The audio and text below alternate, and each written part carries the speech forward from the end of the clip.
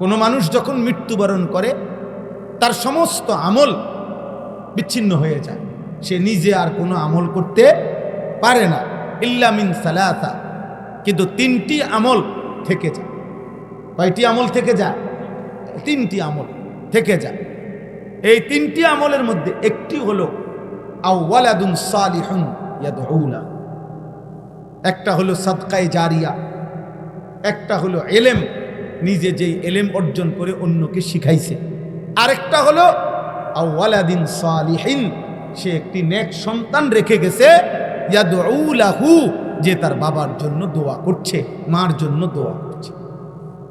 ওই বাচ্চা দোয়া করে মিয়া, হাদিসের এখানে আলেম আছেন, আপনি জিজ্ঞেস করে দেখেন। ওই হুজুর দিয়া দোয়া না, হুজুর দিয়া দোয়া করাইলে ফজিলত আছে আলাদা, কিন্তু এই হাদিসের অর্থ হইল ওই ছেলেটা দোয়া করবে। আওয়ালাদিন সালিহিন ইয়াদউ লাহু, সে দোয়া করবে তার বাবার জন্য, ছেলে দোয়া করবে। তো আপনি ছেলে যদি আপনার জন্য দোয়া পেতে হয়, তার কি কোনো আখলাক দরকার আছে? কি দিয়ে দোয়া করব? তার কি কোরআন শিখা দরকার? ওমা কি দিয়ে দোয়া করবে বলেন নাম মেরে? তার দিন শিখা দরকার কি না বলেন? তা আল্লাহ যদি সে না চিনে, সে যদি দোয়া করতে হয় কি এটাই বুঝে না, দোয়ার জন্য করতে হয় কি এটাই জানে না, তো সে কি দোয়া করবে? সে কি শিখবে? মনে রাখবেন, আমার বাপের জানাজা, মনে করেন এখানে আজকে আমার বাপের জানাজা, আমার আব্বার লাশ, এটা যদি সামনে থাকে, তাহলে আমার কলিজার ব্যথা আর কাবা শরীফের ইমাম সাহেব যদি আসে, তার কলিজার ব্যথা এক হবে না। এটা আমার আব্বা, কাবা শরীফের ইমাম সাহেবের আব্বা না উনি, তাহলে আমি আমার বাবার জন্য যে পরিমাণ ব্যথা, ওনার সেই ব্যথা হবে না। তাহলে সেই সন্তান যদি তার বাবার জন্য দোয়া করতে পারে, সেটা কতটা দাম, কতটা দাম বলে। এজন্য নবী সাল্লাল্লাহু আলাইহি ওয়াসাল্লাম যেই দোয়া শিখাইছেন একজন মৃত ব্যক্তির জন্য, তার চাইতে অন্য হুজুরের নিজস্ব বানানো দোয়া, আমাদের যেই হুজুরে, আমি হই আর যিনি হোক, হ্যাঁ, এটার চাইতে নবীজির জাবানের উচ্চারিত দোয়ার কোটি কোটি দাম বেশি, কোটি কোটি দোয়া। তো নবীজি শিখাইছেন মৃত ব্যক্তির দোয়া, আল্লাহুম্মা গফির লি হাইয়িনা ওয়া মাইয়িতিনা ওয়া শাহিদিনা ওয়া গায়িবিনা ওয়া সগীরিনা ওয়া কাবীরিনা ওয়া যাকারিনা ওয়া উনসানা, আল্লাহুম্মা মান আহইয়াইতাহু মিন্না ফাআহইহি আলাল ইসলাম ওয়া মান তাওয়াফাইতাহু মিন্না ফাতাওয়াফাহু আলাল ঈমান। এই যে জানাজার তৃতীয় তাকবীরের পরে যেই দোয়াটা পড়ে, এটা নবী সাল্লাল্লাহু আলাইহি সাল্লামের শিখানো দোয়া। কথা বলেন না, কার শিখানো দোয়া? তাইলে উনি যেই দোয়াটা পড়ছেন নবীজি, আর আমরা সারা পৃথিবীর মোল্লা সব একত্র হইয়া দোয়া করলেও খোদার কসম ওই দোয়ার দাম বেশি। তা আমনের ফুতে তো এটা পড়তে পারে না, আমনের ফুতে তো এটা পড়তে পারে না। তো আলগা হুজুর দিয়ে যদি একেবারে বাইটটাও দেয়, এরপরও তো এই দোয়ার সমকক্ষ হবে না। তাহলে আল্লাহ নবী সাল্লাল্লাহু আলাইহি সাল্লাম বলছেন এটা। এই জন্য আব্বা, আমি আল্লাহ তোমারও ভালো করেন, উদ্দেশ্য কারো প্রতি বিদ্বেষ, বুঝাইতে চাই তোম করে। আমরা প্রত্যেকেই আজকে যারা বাবা, আমরা তাদের সন্তান, আগামী দিনে তুমি বাবা, তোমার সন্তান আসবে, এটা প্রজন্ম, এটাই সিরিয়াল। আল্লাহ তাআলার এটাই ধারাবাহিকতা। আমি যেমন আমার বাবার সন্তান, আমার সন্তান আছে 4 জন, আমার বাবা আমার দাদার সন্তান, আমার দাদা দাদার বাপের সন্তান, আমরা প্রত্যেকেই একদিকে বাপ, তো অতি অল্প সময়ের ব্যবধানে আবার আমাদের সন্তান, আমরাই সন্তান, আমরাই বাপ, ঠিক না বলেন? আমি আমার বাবার দৃষ্টিতে আমি সন্তান, আমার সন্তানের দৃষ্টিতে আমি কি বাপ। এই জীবন, এই দেখতে দেখতে দেখতে দেখতে বাস্তবতা তোমাদের সামনে, তোমরা যে কয়জন ছেলে আসো, তোমাদেরকে আমরা বুঝাইতে চাই এটা। তুমি এখানে থেমে থাকবা না। আজকে তুমি অবিবাহিত, আজকে তুমি তামসা করতেছ, আজকে তুমি একদিনও নামাজ পড়ো না, 365 দিনে খোদার একটা বছরে কেউ তোমারে ফজরের নামাজে কোনোদিন মসজিদে দেখে নাই। আমার ভাইয়া বলো, ভাবা, তুমি যখন বড় হইয়া বিবাহ করবা, তোমারও আল্লাহ যখন 10-12 বছরের সন্তান দিবে, তুমি তারে কি শুনাইবা? তুমি তাকে কি শুনাইবা? তুমি কি বলবা? তুমি বলবা এটা যে বাবা আমি তোর সেই বাপ, আমার বয়স যখন 16 বছর ছিল আমি সারা রাত উলঙ্গ ছবি দেখতাম। আমি তোর সেই বাপ, আমার বয়স যখন 14 বছর ছিল আমি 365 দিন আল্লাহকে কোনোদিন 5 ওয়াক্ত নামাজের সেজদা দেই নাই। বেনামাজি নাফরমান কি বলবে সে? চরিত্রহীন যুবক তুমি কি শুনাইবা? মোবাইল, নারী আর নর্তকী দেখে অভ্যস্ত নাফরমান কি শুনাইবা তুমি? আমার ছেলে নাহাবিমির জামাতে পড়ে। আমার ছেলে কওমি মাদ্রাসায় একটা জামাত আছে, নাহাবিমির একটা ক্লাস। আমার বাচ্চার ছেলেটা প্রথম, বড় ছেলেটা এখন ওই জামাতে পড়ে, ঢাকা সাইনবোর্ড। তা আমি তারে বলছি, আব্বু ভালো করে ফইরু আব্বা, 1996 সালে আব্বা আমিও নাহাবিমির যখন পড়ছি ঢাকা চৌধুরীপাড়া মাদ্রাসায়, হ্যাঁ আমি পড়ছি। আমি বলছি আমার ছেলেকে, আব্বা আমি সেই বছর 1996 সালে নাহাবিমির এই জামাতে কওমি মাদ্রাসার একটা বোর্ড আছে, বেফাক, সারা বাংলাদেশের শিক্ষা বোর্ড, কওমি মাদ্রাসা বোর্ড, আমি সেই বোর্ডের পরীক্ষায় সারা বাংলাদেশে সেকেন্ড হয়েছি। তা আমি এটা আমার ছেলেকে কি করলাম, উৎসাহ দিলাম যে আব্বা তুমি ভালো করে পড়ো। তো আমি প্রথম কোরবানির আগে প্রথম মূল্যায়ন পরীক্ষায় ওই সাইনবোর্ড ওর মাদ্রাসা জামে আশরাফিয়ায় পরীক্ষার হয়েছে, রেজাল্ট দিছে। আমি দেখতে গেছি, আমি বললাম আব্বার রেজাল্ট দিছিনি তোমার? আব্বু দিছে। আমি বলি রেজাল্ট কই, কি রেজাল্ট হইল? আব্বু চলেন ওইখানে দেখেন, বোর্ডে লেখা আছে, আপনি দেখেন। মানে হে হাসতে হাসতে কইতেছে।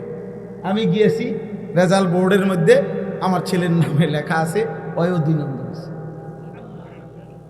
আশ্চর্য, আশ্চর্য এটা। সে যেন আমার বদলা দিল আমার, আলহামদুলিল্লাহ। প্রিয় ভাই বুঝাইলাম আর কি, একটা উদাহরণ দিলাম আর কি। তুমি কি বলবা? আমি যৌবন বয়সে নেশা করছি, আমি নারীর পিছনে পিছনে ঘুরতাম, আমি উলঙ্গ ছবির কাছে পাগল ছিলাম।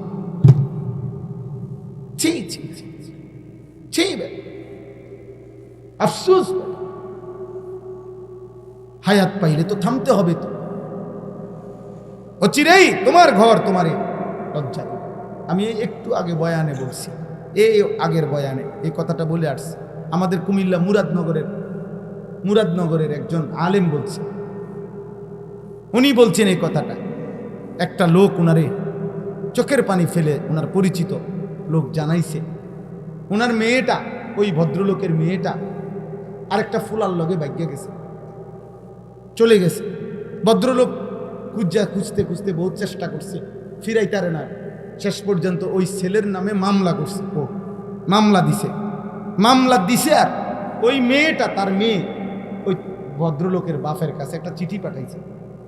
ওই চিঠিতে লিখছে, বাবা একই আচরণ আপনিও তো করেছিলেন, আপনি তো আমার মাকে ভাগাইয়েই বিয়ে করছেন, খোদার কসম আমি এই কোরআন হাতে বললাম। তো সেই মেয়ে বলছে, বাবা যেই আচরণ আপনি করলেন এখন আমিও সেটা করাতে আমার বেলায় আইসা মামলা দিলেন কেন?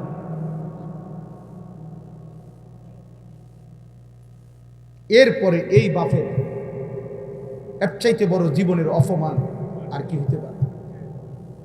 এর চাইতে বেইজ্জতি তার জীবনে আর কি? এর চাইতে বড় শাস্তি আর কি? এর তুনো লজ্জা কি হতে পারে? আপন কন্যা, আপন মেয়ে যদি কথা ফিরাইয়া বলে, উনি কি জবাব দিবেন? উনি তো এটাই করছে, উনি স্বীকার করছে যে আমি এরকমই করছি।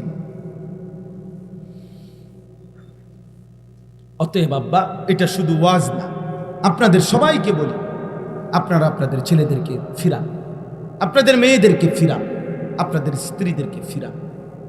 বিশ্বাস করেন, আপনার আমার যে যেটুকু আছেন এখানে, এই গ্রামের হন, মূর্খ হন, সাধারণ মানুষ হন, কম শিক্ষিত মানুষ হন, খেটে খাওয়া মানুষ হন, দিন মজুর হন, ঠেলাওয়ালা হন আর কুলিওয়ালা হন, যদি আমার কথা বুঝে থাকেন তাহলে এটা মনে রাখেন, আপনার মেহনত পরিশ্রম 24 ঘন্টা যে যা ব্যয় করতেছেন তার প্রধান অংশ সময়কে ভাগ করেন।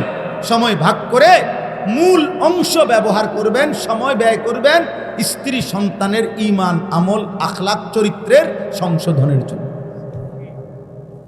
এমন দুর্ভাগা বাপ আছে, বদনসিব বাপ, 6 মাসে কই থাকতো না তার ফুতে, কই থাকে, কই খায়, কই রাত কাটায়, দিন কাটায়, কই হেতে বেটা গেল ফসে কাম। তোর ফসে দিয়ে বেটা তোর ছেলে সারা রাত সারাদিন উলঙ্গ ছবি দেখে, তোর এই পয়সা কামাইয়া লাভ কি বেটা?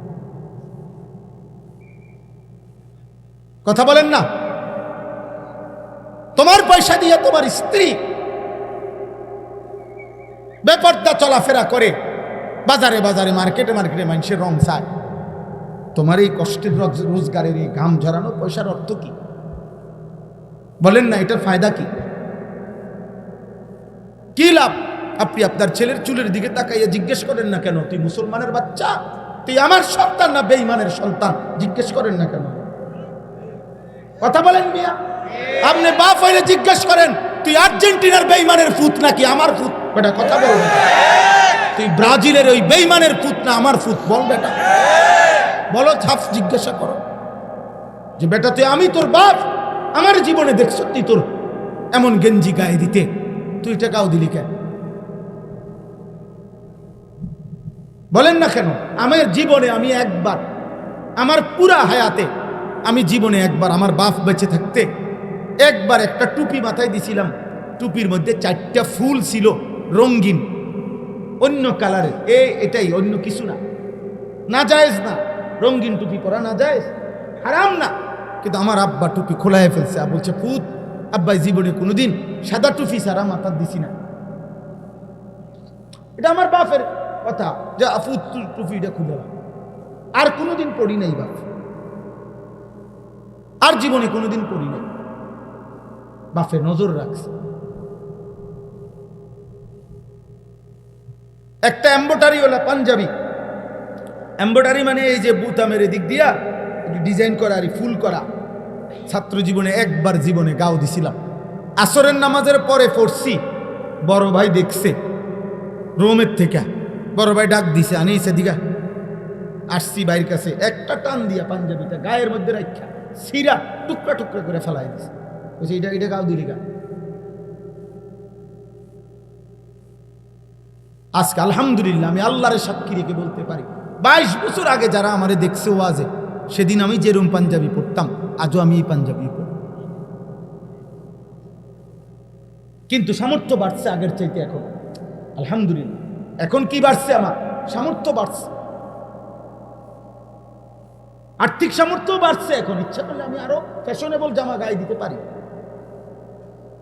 কিন্তু আমি ব্রাহ্মণবাড়িয়া দারুল আরকাম মাদ্রাসার ছাত্র।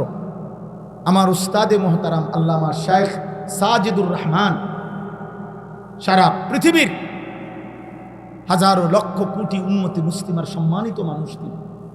আমাদের হেফাজতে ইসলাম বাংলাদেশের মহাসচিব, এদেশের হাজারো আলেমের উস্তাদ, উনি আমার সরাসরি উস্তাদ, আমার মুরব্বী উনি। ওই ছোটবেলায় আমি 1994 সালে দারুল আরকাম মাদ্রাসায় প্রথম বছর আমি ছাত্র, আমরা সর্বপ্রথম আমাদেরকে দিয়ে দারুল আরকাম মাদ্রাসা চালু হয়েছে, মানে আমরা প্রথম বেসের ছাত্র।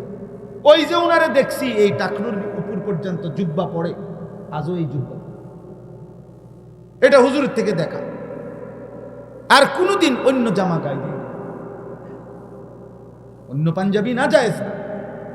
কিন্তু বলার উদ্দেশ্য হলো একজনকে দেখে শিখছি, এক আল্লাহওয়ালার কাছ থেকে। তোমরা কার থেকে নিছো? বলো বাবা, চুলটা কার থেকে নিলাম? নবী সাল্লাল্লাহু আলাইহি সাল্লামের আপন চাচাতো ভাই, আপনারা শুনেন, মুতার যুদ্ধে, একটি যুদ্ধ হয়েছে নবীজির জামানায়। 3 জন সাহাবী যাদেরকে নবীজি সেনাপতি বানাইছিলেন, ওই যুদ্ধে 3 জন সাহাবী পরপর ওই যুদ্ধে শহীদ হয়ে গেছেন, এবং অত্যন্ত মারাত্মক বিভীষিকাময় একটি যুদ্ধ। তো ওই যুদ্ধের 2 নম্বর সেনাপতির নাম ছিল জাফর ইবনে আবি তালেব, নবীজির আপন চাচতো ভাই। আবু তালেব নবীর চাচা না, নাম শুনছেন না আবু তালেবের? এ আবু তালেবের ছেলে, মানে হযরতে আলীর ভাই। আলী রাদিয়াল্লাহু তাআলা আনহু তো আবু তালেবের ছেলে। এই জাফর ইবনে আবি তালেব আলী রাদিয়াল্লাহু তাআলার ভাই, আর কি বড় ভাই জাফর। উনিও ওই যুদ্ধের দ্বিতীয় সেনাপতি ছিলেন। উনি শাহাদাত বরণ করছেন, যুদ্ধের ময়দানে শহীদ হয়ে গেছেন। আল্লাহ নবী সাল্লাল্লাহু আলাইহি সাল্লাম মদিনায় বসে তখন কাঁদতেছিলেন। সাহাবাদেরকে বলছেন, সাহাবারা, আমার জাফর, আমার আপন চাচাতো ভাই এইমাত্র শহীদ হয়ে গেল। তো ওনার শাহাদাতের ঘটনা খুব মারাত্মক, মানে কলিজা কাঁইপা ওঠার মতো ঘটনা। ওনার শহীদ হওয়ার ঘটনা, যুদ্ধের ময়দানে ওনার দুশ্মনে প্রথম ডান হাতটা কেটে ফেলে দিছে। উনি সেনাপতি, তো উনি পতাকা বাম হাতে নিছে, বাম হাতে কোপ দিয়া কাইটা ফেলছে। উনি এই শুধু যেটুকু বাজু ছিল দুই হাতের বাইকি, এটা দিয়া দাঁতের মধ্যে কামড়াইয়া ইসলামের পতাকা উঁচা করে রাখছে। কিতাবে আছে উনি আপনার গর্দান, ওনার কল্লা বেঈমান কোপ দিয়ে আলাদা করে ফেলছে, কিন্তু কল্লা আলাদা অবস্থায়ও ওনার এই মুখ থেকে এই পতাকাটা দাঁত থেকে টাইমছে, তারা খুলতে পারে না, কোনোভাবে খুলতে পারে না। শেষ তৃতীয় নম্বর সেনাপতি ছিলেন আব্দুল্লাহ ইবনে রাওয়াহা রাদিয়াল্লাহু তাআলা আনহু। এই সাহাবীকে জলদি যখন খবর দিছে যে জাফর শহীদ হয়ে গেছে, তুমি তৃতীয় সেনাপতি, নবীজির ঘোষণা, কাজে তুমি গিয়া পতাকা নাও। এই আব্দুল্লাহ ইবনে রাওয়াহা উনি কাছে গিয়ে আল্লাহর কুদরত, এই লাশের সামনে, ওই খণ্ডিত মাথার সামনে দাঁড়াইয়া বলছে, জাফর পতাকা দাও। আমি আব্দুল্লাহ ইবনে রাওয়াহা তো পতাকা ছেড়ে দিছি। এমন মানে এমন লোমহর্ষক ঘটনা, আল্লাহর কুদরতে এবার ওনার দাঁত কি খুলে ফেলছিল। তো এই সাহাবী, দেখো ভাই, ছেলেরা তোমাদেরকে বুঝাইতে চাচ্ছি কোন কথাটা, দেখো এমন করুণ মৃত্যু যার হইল, শহীদ হইলেন। এই নবীজি তখন মদিনায় বসে কাঁদতেছিলেন যে সাহাবীরা, আমার জাফর শহীদ হয়ে গেছে, আমার জাফরের দুই হাত কাইটা ফেলে দিছে। নবীজি এই জন্য বলছে যে আল্লাহ তাআলা জান্নাতে আমার জাফরকে দুইটা আলাদা ডানা হাত আল্লাহ কুদরতি লাগায় দিছে। তো নবীজি তখন সাহাবীদেরকে বললেন, চলো আমার জাফরের বাড়িতে চলো, তার স্ত্রী কন্যাদেরকে সান্ত্বনা দিয়ে আসি। উনি শহীদ হয়েছে না, তো ওনার বাড়িতে গেছে নবী নিজে, গিয়া দেখছে ওনার সান্ত্বনা দিছে, সবাই শুনাইছে, কাঁদতেছে, নিজেও সান্ত্বনা দিছে। তো ওই দিন, যেদিন শহীদ হয়েছে, আজকে বাবা শহীদ হয়েছে যুদ্ধের ময়দানে। ওনার তিনটা ছেলে ছিল তখন, হযরত জাফরের তিনজন ছেলে। খোদার কসম আব্বা, একটা ছেলেও যদি শুনো, এই দিন যেদিন বাবা যুদ্ধের ময়দানে শহীদ হয়েছে, নবীর সাহাবী, ওনার তিন ছেলেকে উনি যখন দেখছে, সান্ত্বনা দিতেছে, আদর করতেছে, এই দিনে ওই সময় নবীজি দেখছে ওগর চুলগুলো মাথার একটু বড় বড়। সত্য কথা হলো, ও হাদিসের স্পষ্ট শব্দ, নবীজি তখন বললেন, উদউ লি আল হাল্লাক, তোমাদের মধ্যে চুল কাটতে পারে যেই সাহাবী, নবীজি বললেন তাকে ডেকে নিয়ে আসো। তো আনছে, আর নবীজি বললেন, আমার ভাতিজাদেরকে আগে চুল কাইটে সুন্দর করে ঠিক করে। যেদিন বাপের মৃত্যু হয়েছে, বেটা শহীদ হয়েছে বাপ, সেদিন আল্লাহ নবী এটা খেয়াল রাখছে যে আমার ভাতিজাদের চুল বড় হয়ে গেছে। তাহলে ইসলামে সুন্দর চুল রাখা কতটা গুরুত্বপূর্ণ, কতটা গুরুত্বপূর্ণ। আমাদের ছেলে পেলে কোথাকার কোন বেঈমান, কোথাকার কোন পাগল, কোথাকার ছাগল, জাত নাই, জন্ম নাই, ঠিক নাই, ঈমান নাই, ধর্ম নাই, নাউজুবিল্লাহ নাউজুবিল্লাহ, ওদের মতো চুল কাটতেছো তোমরা, এটা কি কারবার? এটা পাগল, কার মতো চুল কাটলাম? এটা বেঈমানের মতো। বেঈমান তোমার বাপ, বেঈমান তোমার আত্মীয়, বেঈমান তোমার পছন্দ, কথা বলে না, তো তাইলে তুমি তার মতো চুল রাখবা কেন? তার মতো সাজবা কেন?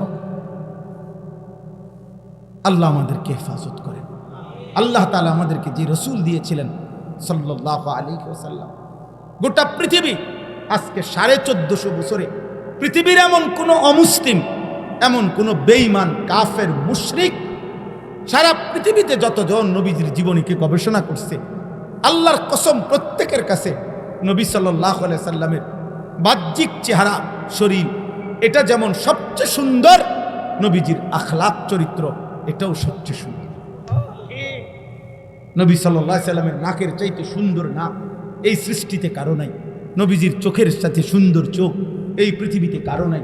নবীজির আঙ্গুল মুবারকের চাইতে সুন্দর আঙ্গুল এই পৃথিবীতে কারো নাই। নবীজির হাসির চাইতে সুন্দর হাসি এই পৃথিবীতে কারো নাই। নবীজির কান্নার চাইতে সুন্দর কান্না এই পৃথিবীতে কারো নাই। নবীজির হাঁটার চাইতে সুন্দর হাঁটা এই পৃথিবীতে কারো নাই। নবীর জামা মুবারকের চাইতে সুন্দর জামা এই পৃথিবীতে কারো নাই। তিনি সব কিছুতে চরিত্রে যেমন সুন্দর, তিনি রূপেও তেমন সুন্দর, পোশাকেও তিনি সুন্দর, চুলেও সুন্দর, চেহারায়ও সুন্দর, লেবাসেও সুন্দর, চরিত্র আর আখলাকে, ইমানে আর আমলে সব কিছুতে তিনি সর্বশ্রেষ্ঠ। আল্লাহ আমাদেরকে তাকে দিছিলেন। দুর্ভাগ্য জাতি, হায় দাড়িওয়ালা মুসলমান, কারে ছাড়লি কারে ধরল, হায় বিড়ি খাওয়াই না মুসলমান, কারে ধরল কারে ছাড়লি। তোমার নবী সাল্লাল্লাহু আলাইহি সাল্লাম বিড়ি খাইতেন।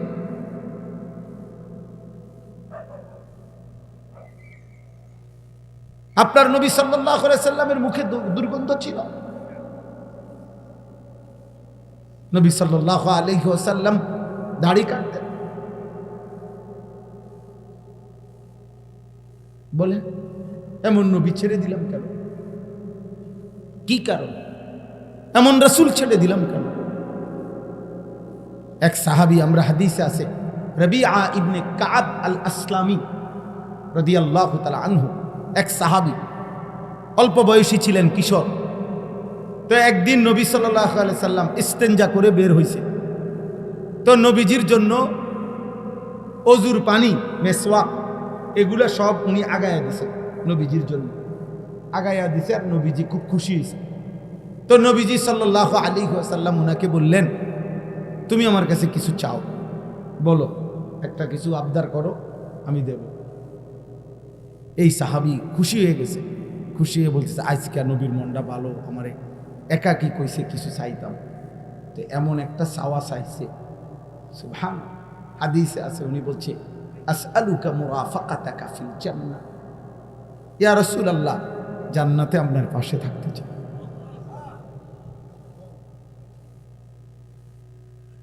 নবীজি বললেন, আওয়া গায়রি যালিক, অন্য কিছু চাও, এটা না। সাহাবী বলতেছেন, হুয়া যাক, ইয়া রাসূলুল্লাহ, আপনি বলছেন, আমিও চাইছি, দিলে এটাই, আর নয়তো বাদ দিলে এটাই। আপনার সঙ্গী, আপনার সাথে জান্নাতে থাকতে চাই। আল্লাহর নবী বললেন, ফাআইন্নি আলাইকা বিকাসরাতিস সুজুদ, তাহলে সাহাবী বেশি বেশি সেজদা নামাজের মাধ্যমে আমারে সহযোগিতা করো, মানে তুমি সেজদার পরিমাণ বাড়ায় দাও, আমি আল্লাহর কাছে তোমার জন্য সুপারিশের পরিমাণ বাড়ায় দাও, সুপারিশের পরিমাণ বাড়িয়ে দাও, আমি তোমার পাশে নেব, সঙ্গী বানাও, সাথে রাখ। তাহলে সাহাবায়ে কেরামের দিলের তামান্না ছিল নবীজি সাল্লাল্লাহু আলাইহি সাল্লামের সঙ্গী হবে, সঙ্গী হবে। কোরআনুল কারীমের মধ্যে আল্লাহ বলছেন, এক সাহাবী জিজ্ঞেস করছে, তাফসীরে আছে, ইয়া রাসূলুল্লাহ, আপনাকে তো এখন দুনিয়ায় যখনই মনে পড়ে তখনই আপনাকে আইসা দেখি, দেখলে কলিজা ঠান্ডা হয়, আপনার পবিত্র চেহারা মুবারক দেখলে দিল শান্ত হয়, কিন্তু ইয়া রাসূলুল্লাহ, কথাটা শোনেন। সাহাবী বলতেছে, ইয়া রাসূলুল্লাহ, আখিরাতে যদি আল্লাহ আমারে জান্নাতও দেয়, কিন্তু আমার তো একটা পেরেশানি আছে। কি জান্নাত দিলে আবার পেরেশানি কি?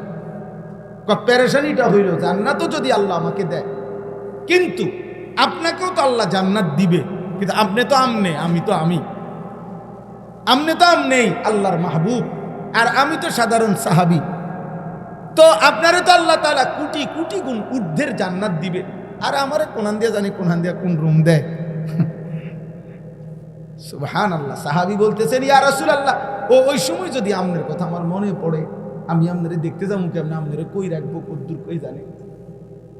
আল্লাহ তাআলা তখন আয়াত নাজিল করে বলছে, বন্ধু বলে দেন, ওমান ইউতিইল্লাহ ওয়ার রাসূল ফাউলাইকা আল্লাযীনা আনআমা আল্লাহু আলাইহিম মিনান নাবিয়্যিন ওয়াস সিদ্দীকিন ওয়াশ শুহাদা ওয়াস সালিহিন।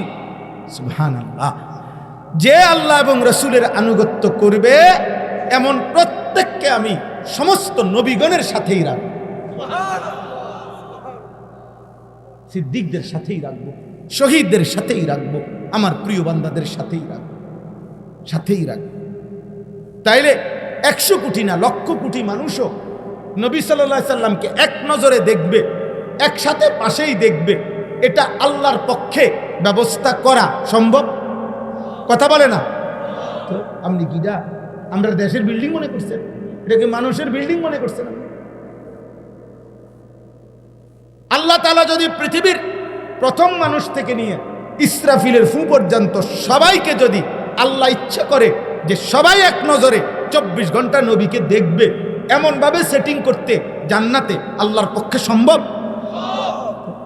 একজন বক্তা আনছে, আমরাও আসলেন, দেখলেন, তামসাগদ্দ দেখলেন, এটা হলো একটা বিষয়। আরেকটা বিষয় হলো না আমার নিজের জন্য আমি কিছু নিলাম, আমার কোনো অনুভূতি হলো, শক্ত বলুক নরম বলুক, আমার পক্ষে বলুক আর আমার গায়ে লাগুক, আমারে বলছে, আমি শুনছি, আমি বুঝলাম, আমি ধারণ করলাম, এটা অনেক বড় নিয়ম, অনেক বড় নিয়ম। এই আমি যেখান থেকে পড়ছি কোরআনুল কারীমের 12 নম্বর পারা 11 নম্বর সূরা, সূরা হুদ, এই সূরার 2টি আয়াত 18-19।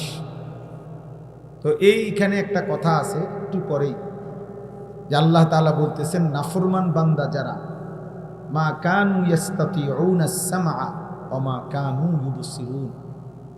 আল্লাহ বলেন আমার নাফরমান বান্দা শুনতেও চায় নাই, আর আমি আল্লাহ তাআলার আয়াত দেখেও না মনোযোগ দিয়ে শুনছে, না মনোযোগ দিয়ে পড়ছে, কিছুই করে না। তো সে আমার পথে চলবে কেন? আমার পথে সে চলবে কিভাবে? না শুনলো, না পড়লো, না দেখলো। এখানে আছে আল্লাহ তাআলা বলেন মাসালুল ফরিকাইন কাল আ'মা ওয়াল আসাম ওয়াল বাসীর ওয়াস সামি'। আল্লাহ তাআলা কাফের নাফরমান পাপীর দৃষ্টান্ত দিছে 2টা শব্দ, আবার ইমানদার মুমিন মুত্তাকির দৃষ্টান্ত দিছে 2টা শব্দ। আল্লাহ তাআলা বলেন একদিকে বেঈমান নাফরমান, সে তার 2টি বৈশিষ্ট্য, 1 নাম্বার হলো আ'মা অন্ধ, 2 নাম্বার হলো আসাম বধির। অর্থাৎ তারে কিছু বললে আল্লাহর কথা, এমন বধির, কানেও শুনে না, আর তারে যে ইশারা ইঙ্গিত দিয়েও বুঝাইব এ তো চোখেও দেখে, কাল আসাম কাল আ'মা ওয়াল আসাম, বেঈমান এবং নাফরমান অন্ধ এবং বধির। আর ইমানদার মুমিন মুত্তাকি সামি' এবং বাসীর, সে চোখেও দেখে আল্লাহর আয়াত, সে কানেও শুনে আল্লাহর কথা। আল্লাহ বলেন বলো তো তোমাদের যদি বিবেক থাকে, এই 2 দল, একদিকের ব্যক্তি হলো অন্ধ এবং বধির, বধির বুঝছেন মানে বয়রা, বয়রা মানে কানে শোনে না, যে একদিকে অন্ধ আরেকদিকে বয়রা, আরেকদিকে হলো শুনেও দেখেও। তো এই 2 দল বরাবর, কথা বলেন না, বরাবর না। আল্লাহ তাআলা বলেন হাল ইয়াস্তাবিয়ানে মাসালা, এরা 2 দলের সাদৃশ্য কি এক নয়।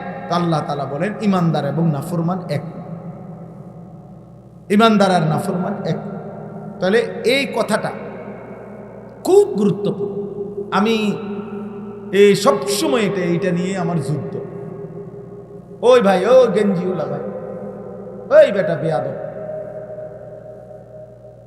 ওর বেটা, এখন যাও, চলে যাও, এখন হাসো কেন?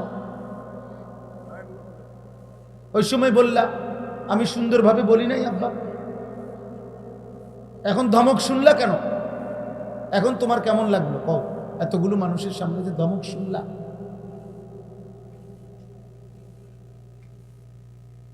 এটা সাংঘাতিক। আমরা আমাদের সন্তান ছেড়ে দিলে তো ছেড়েই দিলাম, সবাই আছে। 8 বছরের বাচ্চার কাছেও পরাজিত, 10 বছরের বাচ্চার কাছেও আমরা হেরে গেছি। ফুলাইন মানুষ, আরে কি আশ্চর্য কথা! তো এর ঠিক করবে কে? বলো না আব্বা, সংশোধন করবে কে? মানুষ আমরা প্রত্যেকের যায়, বাপও কয় হেতে ফুলানি মানুষ, দাদায়ও কয় হেতে ফুলানি মানুষ। তো এরে ঠিক করবে কে? সংশোধন কার দায়িত্ব? ফিরাবে কে রে আপনার? এই লক্ষ লক্ষ মুসলমানের জনবসতিতে একটি পাড়া, একটা ইউনিয়নে এতগুলো মুসলিম ছেলে পেলে দিনের পর দিন 365 দিনের একদিনও ফজরের নামাজ পড়ে না, এদেরকে কেউ উঠাবে না? এদেরকে জাগানোর কোনো চেষ্টা করবেন না কেউ? কে উঠাবে তাইলে? কে বলবে তাইলে? আপনার কারো গায়ে সইতেছে না, কেউ আমরা হিম্মত করতেছি না। সবাই আমরা মনে করতেছি কোন রকমে খাইয়া দাইয়া আল্লাহ চালাইতে আছে।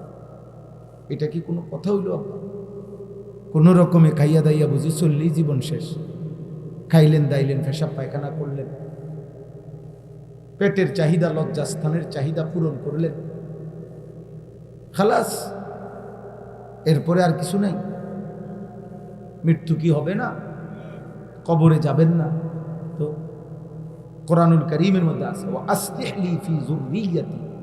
একজন ইমানদারের দোয়া আল্লাহ শিখাইছে। মুমিনের দোয়া হবে এরকম যে, আল্লাহ আমার জন্য আমার সন্তানদের ঈমান, আমল, আখলাক সুন্দর করে। আমার জন্য মানে কি? মানে হলো আমার ছেলে মেয়ের ঈমান আমলের বরকত, তারও জান্নাত, আমারও জান্নাত। আমার সন্তানের নাফরমানি, পাপ, অসভ্যতা, অশ্লীলতা, বেনামাজি জিন্দিগিতে তারও জাহান্নাম, এই কারণে আমারও জাহান্নাম। এই জন্য আল্লাহ শিখেছেন, ওয়া আসলিহ লি, আল্লাহ আমার জন্য আমার সন্তানদেরকে ঠিক করে দেন। কারণ ওই নাফরমান হওয়া মানে আমিও নষ্ট, বরবাদ। প্রত্যেক অভিভাবককে, কুল্লুকুম মাসউলুন আন রাইয়াতি, বুখারীর হাদিস। আল্লাহর নবী সাল্লাল্লাহু আলাইহি সাল্লাম বলেন, প্রত্যেক অভিভাবককে তার অধীনস্থদের ব্যাপারে খোদার কসম কিয়ামতের দিন আল্লাহ তাআলা নিজে জিজ্ঞেস করবেন। তোমার হায়াত থাকতে ছেলেটা নামাজ পড়লো না, মেয়েটা পর্দা করলো না, স্ত্রী পর্দা করলো না, বলো বান্দা। ওয়া'মুর আহলাকা বিস-সালাহ, আল্লাহ বলছে তোমার পরিবারের সদস্যদেরকে নামাজের আদেশ করো। আল্লাহর বিধান এটা, আপনি ছেড়ে দেওয়ার কোনো সুযোগ নেই, কোনো সুযোগ নেই। নবীজি বলছে, ওয়াদরিবুহুম আলাইহা ওয়া হুম আবনাউ 10 সিনিন। সন্তানের বয়স যদি 10 বছর হয়ে যায় আর যদি নামাজ না পড়ে, আল্লাহর কসম, আল্লাহর নবী বলছে তাকে শাসন করো, প্রহার করো। তুমি বাবা, অন্য কেউর গায়ে হয়তো আহলাত লাগতে পারে, অন্যজনে মারলে, ধমক দিলে, থাপ্পড় দিলে তোমার কষ্ট লাগবে, আমার ফুট, ঠিক আছে, তুমি শাসন করো। নবীজি বাবাকে দায়িত্ব দিছে, মাকে দায়িত্ব দিছে, মাকে দায়িত্ব দিছে, আমরার কাছে দিয়ে দিছে। হুজুর দিছি আমরার কাছে, তারা এমনি জোনায়েদ বাগদাদি বানাই বাইর ছড়াইবে। আমনের দায়িত্ব ধরে। আমি হুজুর, আমি তো ব্যস্ত, বুঝে না, আমি বিড়ি খাই, বন খাই, হ্যাঁ, টেলিভিশন চাই, নাটক চাই, সিনেমা চাই, সুদ খাই, কিস্তি খাই। আমি তো সদর বদর আমনে ধরে দিয়ে গেলাম, যেদিন আব্দুল কাদের জিলানি হইব ওইদিন বাইর দিয়ে যায়। আমনে বাইজি বুঝতেন বানাই বাইক ছড়াই যায়, অথবা আমার খবর দিলে অটো ফাটাবো। আব্দুল কাদের জিলানিকে বাইক না লাগবে না, বোঝেন নাই কথা। তাই এমনি নি সংশোধন হবে, এমনি নি ঠিক হবে। সন্তানকেও বুঝাইতে হবে, উস্তাদকেও চেষ্টা করতে হবে, পিতামাতাকেও চেষ্টা করতে হবে। কোরআন সুন্নাহর মধ্যে সমস্ত দায়িত্ব বাচ্চা সন্তানের, নাবালেগ সন্তানের সব দায়িত্ব মা বাবার উপর। বিশ্বাস করে, ছেলে হোক মেয়ে হোক, প্রধান জিম্মাদার সন্তানের জীবন গঠন করার পিছনে অপ্রাপ্তবয়স্কে সাবালক হওয়ার আগে জন্ম থেকে সমস্ত দায় দায়িত্বের প্রধান দায়িত্ব পিতামাতার। নবী সাল্লাল্লাহু আলাইহি সাল্লাম বলছে, যে তার দুইটা কন্যাকে, দুইটা মেয়েকে যে বালেগ হওয়া পর্যন্ত, স্বামীর হাতে তুলে দেওয়া পর্যন্ত যত্ন করবে, লালন পালন করবে, আদব শিক্ষা দিবে, ইলম শিক্ষা দিবে, আখলাক, ঈমান, আমল শিক্ষা দিবে, আল্লাহর কসম নবী বলেন, ওই মেয়ের বাবা আর আমি মুহাম্মদ এই দুই আঙ্গুল যেমন পাশাপাশি এভাবে তাকে নিয়ে জান্নাতে থাকবে। এইভাবে দুই আঙ্গুল ওয়াযাম্মা আসাবিআহু, হাদিসের শব্দ হলো নবীজি তার দুই আঙ্গুল এভাবে মিলাইয়া দেখাইছে। কি মিয়া, আপনাদের আমাদের দায়িত্ব, আপনাদের দায়িত্ব। আপনার ছেলে লাওয়ারিস না, মাসুম বাচ্চা, গরু ছাগলের বাচ্চা, গরুর বাচ্চা না গাভীর বাচ্চা, পুরা গেরাম সুক্তি বাসুর দৌড়ায়, এটা তো বাচ্চা, এটা তো গাভীর বাচ্চা, গরুর বাচ্চা। তার কোনো আদবের কিছু নাই, আখলাকের কিছু নাই, তার কোনো তালিম তারবিয়তের কিছু নাই। তার হইলো ঘাস, তার দরকার হইলো দুধ, আর কিছুর দরকার নেই। কিন্তু মুসলমান মানুষের বাচ্চা ছাগলের বাচ্চা না, মানুষের বাচ্চা গরুর বাচ্চা না। তাকে আল্লাহ তাআলা সৃষ্টি করার পিছনে সুনির্দিষ্ট উদ্দেশ্য আছে, আর সেই উদ্দেশ্যের জন্য তাকে গড়ে তুলতে হয়। তাকে কি করতে হয় বলেন? গড়ে তুলতে হয়। ওয়া আসলিহ লি ফি যুররিয়্যাতি, এজন্য আল্লাহ শিখাইছে ইমানদারের দোয়া এটা, যে আল্লাহ আমার জন্য, আমার কল্যাণের জন্য আপনি আমার সন্তানকে ঈমান আমল দেন, ঈমান আমল দান। কি বলেন? হাদিসে আপনারা শুনছেন, নবীজি সাল্লাল্লাহু আলাইহি সাল্লাম বলেন, ইজা মাতাল ইনসানু ইনকাতা আমালু, কোন মানুষ যখন মৃত্যুবরণ করে তার সমস্ত আমল বিচ্ছিন্ন হয়ে যায়, সে নিজে আর কোনো আমল করতে পারে না। ইল্লা মিন সালাসা, কিন্তু তিনটি আমল থেকে যায়। কয়টি আমল থেকে যায়? তিনটি আমল থেকে যায়। এই তিনটি আমলের মধ্যে একটি হলো আও ওয়ালাদুন সালিহুন ইয়াদউ লাহু, একটা হলো সাদকায়ে জারিয়া, একটা হলো ইলম, নিজে যেই ইলম অর্জন করে অন্যকে শিখাইছে, আরেকটা হলো আও ওয়ালাদিন সালিহিন, সে একটি নেক সন্তান রেখে গেছে, ইয়াদউ লাহু, যে তার বাবার জন্য দোয়া করছে, মার জন্য দোয়া করছে। ওই বাচ্চা দোয়া করে মিয়া, হাদিসের এখানে আলেম আছেন, আপনি জিজ্ঞেস করে দেখেন, ওই হুজুর দিয়া দোয়া না। হুজুর দিয়া দোয়া করাইলে ফজিলত আছে আলাদা, কিন্তু এই হাদিসের অর্থ হইল ওই ছেলেটা দোয়া করবে। আও ওয়ালাদিন সালিহিন ইয়াদউ লাহু, সে দোয়া করবে তার বাবার জন্য, ছেলে দোয়া করবে। তো আপনি ছেলে যদি আপনার জন্য দোয়া পেতে হয়, তার কি কোনো আখলাক দরকার আছে? কি দিয়ে দোয়া করব? তার কি কোরআন শিখা দরকার? ওবা কি দিয়ে দোয়া করবে বলেন না আপনারে? তার দিন শিখা দরকার কি না বলেন? তা আল্লাহ যদি সে না চিনে, সে যদি দোয়া করতে হয় কি এটাই বুঝে না, দোয়ার জন্য করতে হয় কি এটাই জানে না সে, তো সে কি দোয়া করবে? সে কি শিখবে? মনে রাখবেন, আমার বাপের জানাজা, মনে করেন এখানে আজকে আমার বাপের জানাজা, আমার আব্বার লাশ, এটা যদি সামনে থাকে, তাহলে আমার কলিজার ব্যথা আর কাবা শরীফের ইমাম সাহেব যদি আসে, তার কলিজার ব্যথা এক হবে না।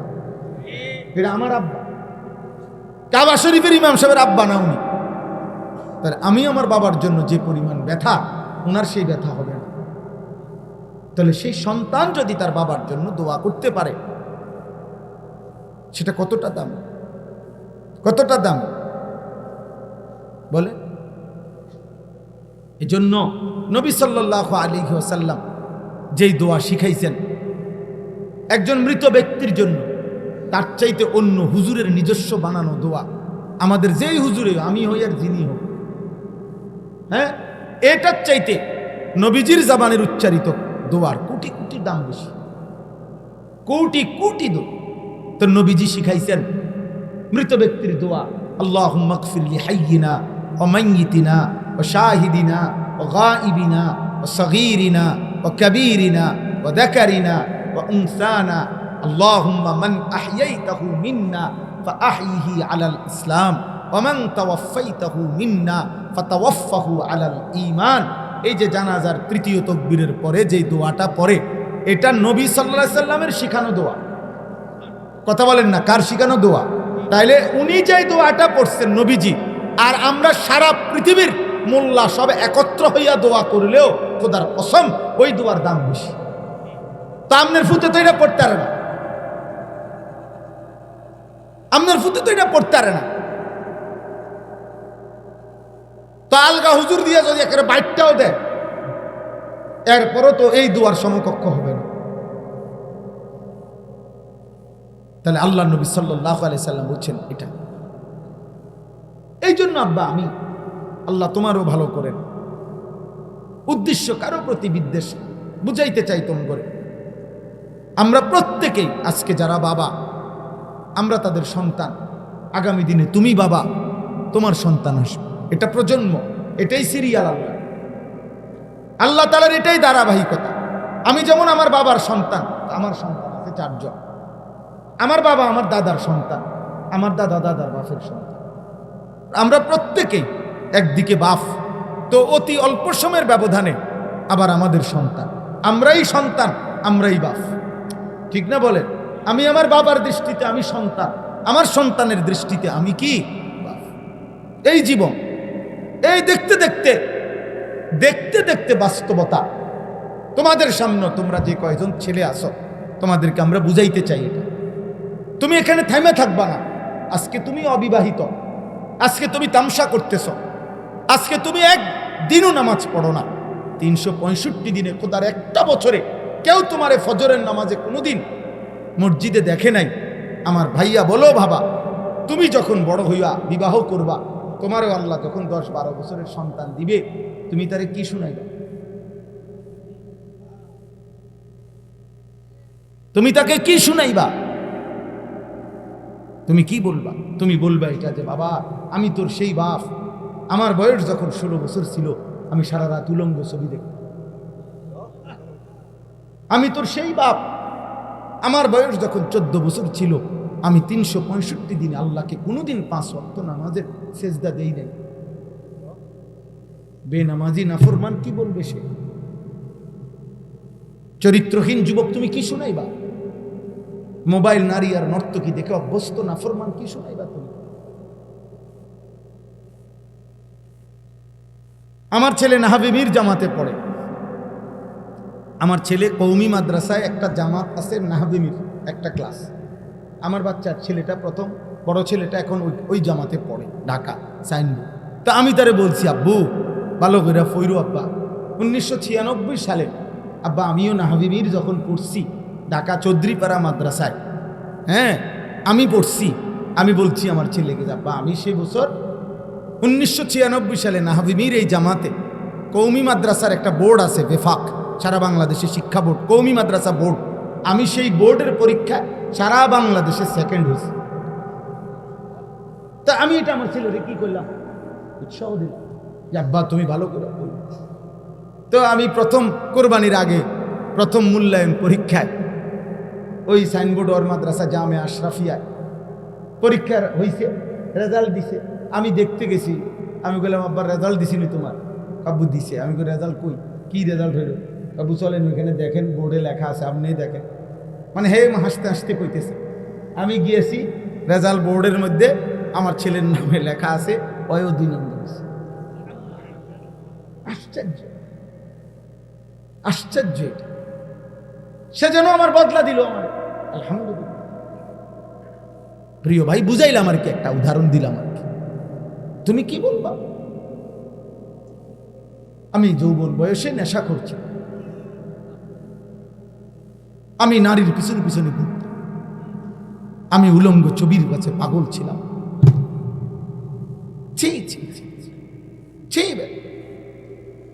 আফসোস, হায়াত পাইলে তো থামতে হবে। তো অচিরেই তোমার ঘর তোমারে লজ্জা দেবে। আমি একটু আগে বয়ানে বলছি, এই আগের বয়ানে এই কথাটা বলে আসছি। আমাদের কুমিল্লা মুরাদনগরের একজন আলেম বলছে, উনি বলছেন এই কথাটা।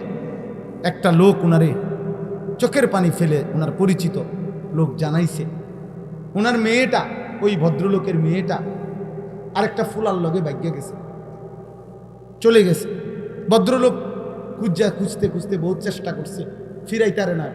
শেষ পর্যন্ত ওই ছেলের নামে মামলা করছে, ও মামলা দিছে। আর ওই মেয়েটা, তার মেয়ে, ওই ভদ্রলোকের বাপের কাছে একটা চিঠি পাঠাইছে।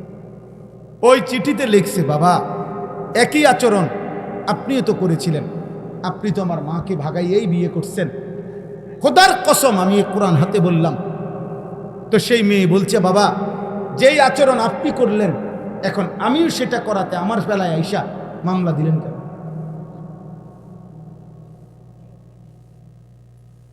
এরপরে এই বাপের এর চাইতে বড় জীবনের অপমান আর কি হতে পারে? এর চাইতে বেইজ্জতি তার জীবনে আর কি? এর চাইতে বড় শাস্তি আর কি? এর তুনো লজ্জা কি হতে পারে? আপন কন্যা আপন মেয়ে যদি কথা ফিরাইয়া বলে, উনি কি জবাব দিবেন? উনি তো এটাই করছে, উনি স্বীকার করছে যে আমি এরকমই করছি। অতএব আব্বা, এটা শুধু ওয়াজ না, আপনাদের সবাইকে বলি, আপনারা আপনাদের ছেলেদেরকে ফিরান, আপনাদের মেয়েদেরকে ফিরান, আপনাদের স্ত্রীদেরকে ফিরান। বিশ্বাস করেন, আপনারা আমার যে যেটুকু আছেন এখানে, এই গ্রামের হন, মূর্খ হন, সাধারণ মানুষ হন, কম শিক্ষিত মানুষ হন, খেটে খাওয়া মানুষ হন, দিন মজুর হন, ঠেলাওয়ালা হন আর কুলিওয়ালা হন, যদি আমার কথা বুঝে থাকেন তাহলে এটা মনে রাখেন, আপনার মেহনত পরিশ্রম 24 ঘন্টা যে যা ব্যয় করতেছেন তার প্রধান অংশ সময়কে ভাগ করেন। সময় ভাগ করে মূল অংশ ব্যবহার করবেন, সময় ব্যয় করবেন স্ত্রী সন্তানের ঈমান, আমল, আখলাক, চরিত্রের সংশোধনের জন্য। এমন দুর্ভাগা বাপ আছে, বদনসিব বাপ, 6 মাসে কইতারতো না তার ফুতে কই থাকে, কই খায়, কই রাত কাটায়, দিন কাটায়, কই হেতে বেটা গেল ফসে কাম। তোর ফসে দিয়া বেটা তোর ছেলে সারা রাত সারাদিন উলঙ্গ ছবি দেখে, তোর এই পয়সা কামাইয়া লাভ কি বেটা? কথা বলেন না?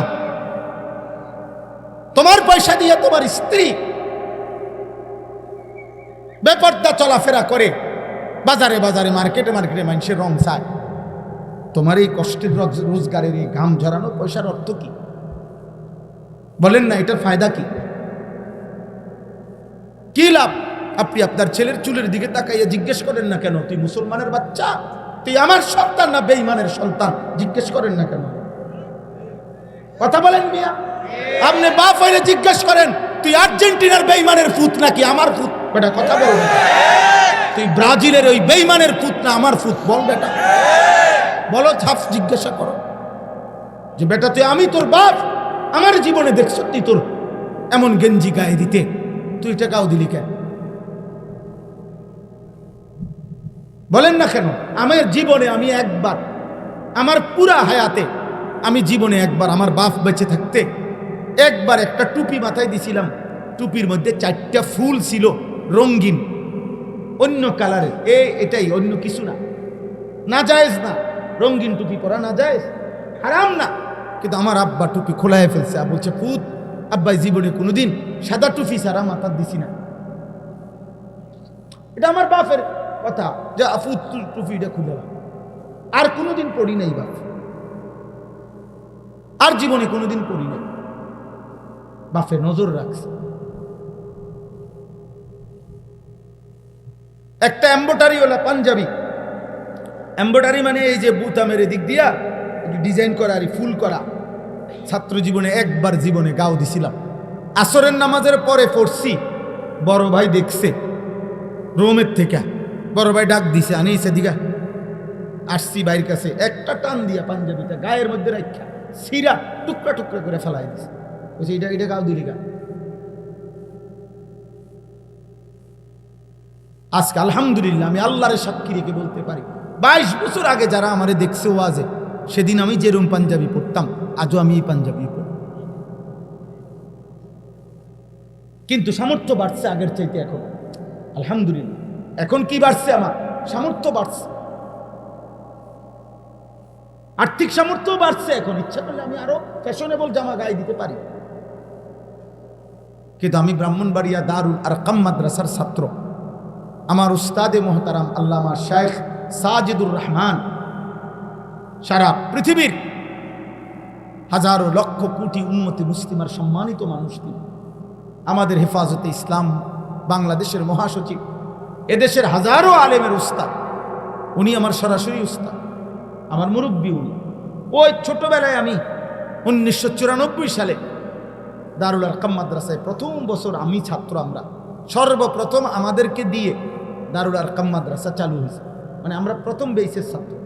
ওই যে ওনারে দেখছি এই টাকনুর উপর পর্যন্ত জুব্বা পড়ে, আজও এই জুব্বা, এটা হুজুরের থেকে দেখা। আর কোনোদিন অন্য জামা গায়ে দেয়, অন্য পাঞ্জাবি না জায়েজ না, কিন্তু বলার উদ্দেশ্য হলো একজনকে দেখে শিখছি এক আল্লাহওয়ালার কাছ থেকে। তোমরা কার থেকে নিছো? বলো বাবা, চুলটা কার থেকে নিলাম? নবী সাল্লাল্লাহু আলাইহি সাল্লামের আপন চাচাতো ভাই, আপনারা শুনেন, মুতার যুদ্ধে, একটি যুদ্ধ হয়েছে নবীজির জামানায়। 3 জন সাহাবী যাদেরকে নবীজি সেনাপতি বানাইছিলেন ওই যুদ্ধে, 3 জন সাহাবী পরপর ওই যুদ্ধে শহীদ হয়ে গেছেন, এবং অত্যন্ত মারাত্মক বিভীষিকাময় একটি যুদ্ধ। তো ওই যুদ্ধের 2 নম্বর সেনাপতির নাম ছিল জাফর ইবনে আবি তালেব, নবীজির আপন চাচতো ভাই। আবু তালেব নবীর চাচা না, নাম শুনছেন না আবু তালেবের? এ আবু তালেবের ছেলে, মানে হযরতে আলীর ভাই। আলী রাদিয়াল্লাহু তাআলা আনহু তো আবু তালেবের ছেলে। এই জাফর ইবনে আবি তালেব আলী রাদিয়াল্লাহু তাআলা আনহুর ভাই, আর কি বড় ভাই জাফর, উনিও ওই যুদ্ধের 2য় সেনাপতি ছিলেন। উনি শাহাদাত বরণ করছেন, যুদ্ধের ময়দানে শহীদ হয়ে গেছেন। আল্লাহর নবী সাল্লাল্লাহু আলাইহি সাল্লাম মদিনায় বসে তখন কাঁদতেছিলেন, সাহাবাদেরকে বলছেন, সাহাবারা, আমার জাফর, আমার আপন চাচাতো ভাই, এইমাত্র শহীদ হয়ে গেল। তো ওনার শাহাদাতের ঘটনা খুব মারাত্মক, মানে কলিজা কাঁইপা ওঠার মতো ঘটনা। ওনার শহীদ হওয়ার ঘটনা, যুদ্ধের ময়দানে ওনার দুশ্মনে প্রথম ডান হাতটা কেটে ফেলে দিছে। উনি সেনাপতি, তো উনি পতাকা বাম হাতে নিছে, বাম হাতে কোপ দিয়া কাইটা ফেলছে। উনি এই শুধু যেটুকু বাজু ছিল 2 হাতের বাইকি, এটা দিয়া দাঁতের মধ্যে কামড়াইয়া ইসলামের পতাকা উঁচা করে রাখছে। কিতাবে আছে উনি আপনার গর্দান, ওনার কল্লা বেঈমান কোপ দিয়ে আলাদা করে ফেলছে, কিন্তু কল্লা আলাদা অবস্থায়ও ওনার এই মুখ থেকে এই পতাকাটা দাঁত থেকে টাইমছে, তারা খুলতে পারে না, কোনোভাবে খুলতে পারে না। শেষ 3য় নম্বর সেনাপতি ছিলেন আব্দুল্লাহ ইবনে রাওয়াহা রাদিয়াল্লাহু তাআলা আনহু। এই সাহাবীকে জলদি যখন খবর দিছে যে জাফর শহীদ হয়ে গেছে, তুমি 3য় সেনাপতি, নবীজির ঘোষণা, কাজে তুমি গিয়ে পতাকা নাও। এই আব্দুল্লাহ ইবনে রাওয়াহা উনি কাছে গিয়ে আল্লাহর কুদরত, এই লাশের সামনে, ওই খণ্ডিত মাথার সামনে দাঁড়াইয়া বলছে, জাফর পতাকা দাও। আমি আব্দুল্লাহ ইবনে রাওয়াহা তো পতাকা ছেড়ে দিছি। এমন, মানে এমন লোমহর্ষক ঘটনা। আল্লাহর কুদরতে এবার ওনার দাঁত কি খুলে ফেলছে। তো এই সাহাবী, দেখো ভাই, ছেলেরা তোমাদেরকে বুঝাইতে চাচ্ছি কোন কথাটা, দেখো এমন করুণ মৃত্যু যার হইল, শহীদ হইলেন। এই নবীজি তখন মদিনায় বসে কাঁদতেছিলেন যে সাহাবীরা, আমার জাফর শহীদ হয়ে গেছে, আমার জাফরের 2 হাত কাইটা ফেলে দিছে। নবীজি এই জন্য বলছে যে আল্লাহ তাআলা জান্নাতে আমার জাফরকে 2টা আলাদা ডানা হাত আল্লাহ কুদরতি লাগায় দিছে। তো নবীজি তখন সাহাবীদেরকে বললেন, চলো আমার জাফরের বাড়িতে চলো, তার স্ত্রী কন্যাদেরকে সান্ত্বনা দিয়ে আসি। উনি শহীদ হয়েছে না, তো ওনার বাড়িতে গেছে নবী নিজে, গিয়া দেখছে, ওনার সান্ত্বনা দিছে, সবাই শুনাইছে, কাঁদতেছে, নিজেও সান্ত্বনা দিছে। তো ওই দিন, যেদিন শহীদ হয়েছে, আজকে বাবা শহীদ হয়েছে যুদ্ধের ময়দানে। ওনার 3টা ছেলে ছিল তখন, হযরত জাফরের 3 জন ছেলে। খোদার কসম আব্বা, একটা ছেলেও যদি শুনো, এই দিন যেদিন বাবা যুদ্ধের ময়দানে শহীদ হয়েছে, নবীর সাহাবী, ওনার 3 ছেলেকে উনি যখন দেখছে, সান্ত্বনা দিতেছে, আদর করতেছে, এই দিনে ওই সময় নবীজি দেখছে ওর চুলগুলো মাথার একটু বড় বড়।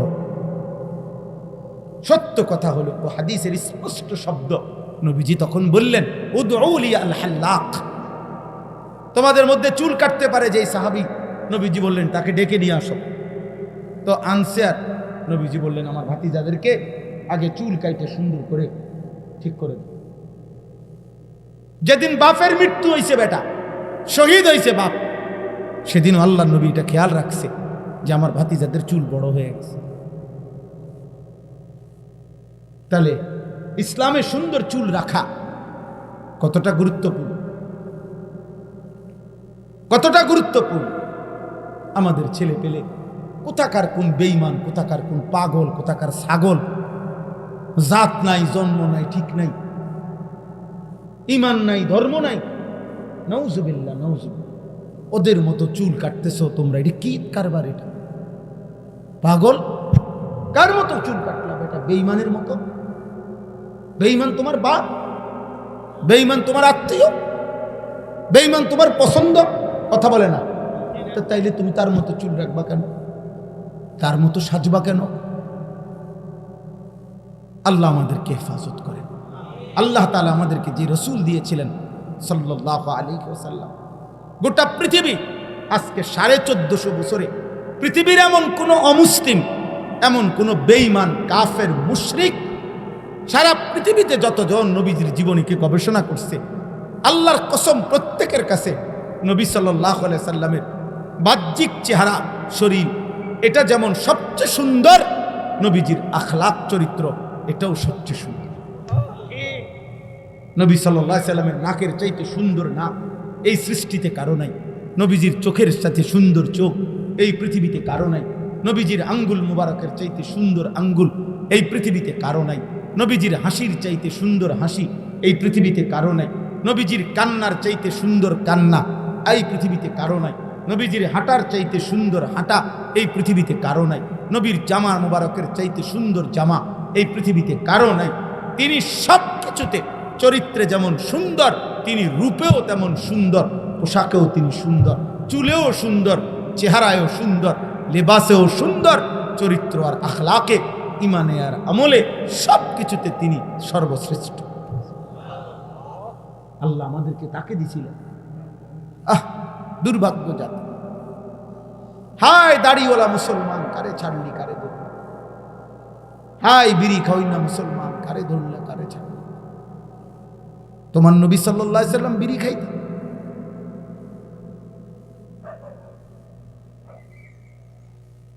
আপনার নবী সাল্লাল্লাহু আলাইহি সাল্লামের মুখে দুর্গন্ধ ছিল। নবী সাল্লাল্লাহু আলাইহি ওয়াসাল্লাম দাড়ি কাটতেন। বলে এমন নবী ছেড়ে দিলাম কেন? কি কারণ? এমন রাসূল ছেড়ে দিলাম কেন? এক সাহাবী, আমরা হাদিসে আছে, রবিআ ইবনে কাব আল আসলামী রাদিয়াল্লাহু তাআলা আনহু, এক সাহাবী, অল্প বয়সী ছিলেন, কিশোর। তো একদিন নবী সাল্লাল্লাহু আলাইহি সাল্লাম ইস্তেঞ্জা করে বের হইছে। তো নবীজির জন্য অজুর পানি, মেসওয়াক, এগুলা সব উনি আগায়া দিছে নবীজির জন্য, আগায়া দিছে। আর নবীজি খুব খুশি হয়েছে।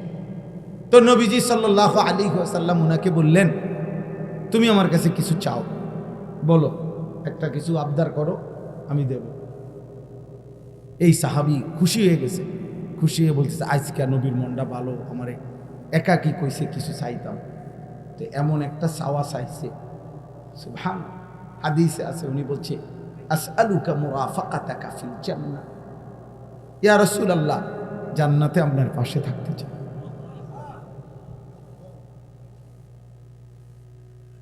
নবীজি বললেন, আওয়া গায়রি যালিক, অন্য কিছু চাও, এটা না। সাহাবী বলতেছেন, হুয়া যাক, ইয়া রাসূলুল্লাহ, আপনি বলছেন, আমিও চাইছি, দিলে এটাই, আর নয়তো বাদ দিলে এটাই। আপনার সঙ্গী, আপনার সাথে জান্নাতে থাকতে চাই। আল্লাহর নবী বললেন, ফাআইন্নী আলাইকা বিকাসরাতিস সুজুদ, তাহলে সাহাবী বেশি বেশি সেজদা নামাজের মাধ্যমে আমারে সহযোগিতা করো, মানে তুমি সেজদার পরিমাণ বাড়ায় দাও, আমি আল্লাহর কাছে তোমার জন্য সুপারিশের পরিমাণ বাড়ায় দাও, সুপারিশের পরিমাণ বাড়িয়ে দাও, আমি তোমারে পাশে নেব, সঙ্গী বান সাথে রাখ।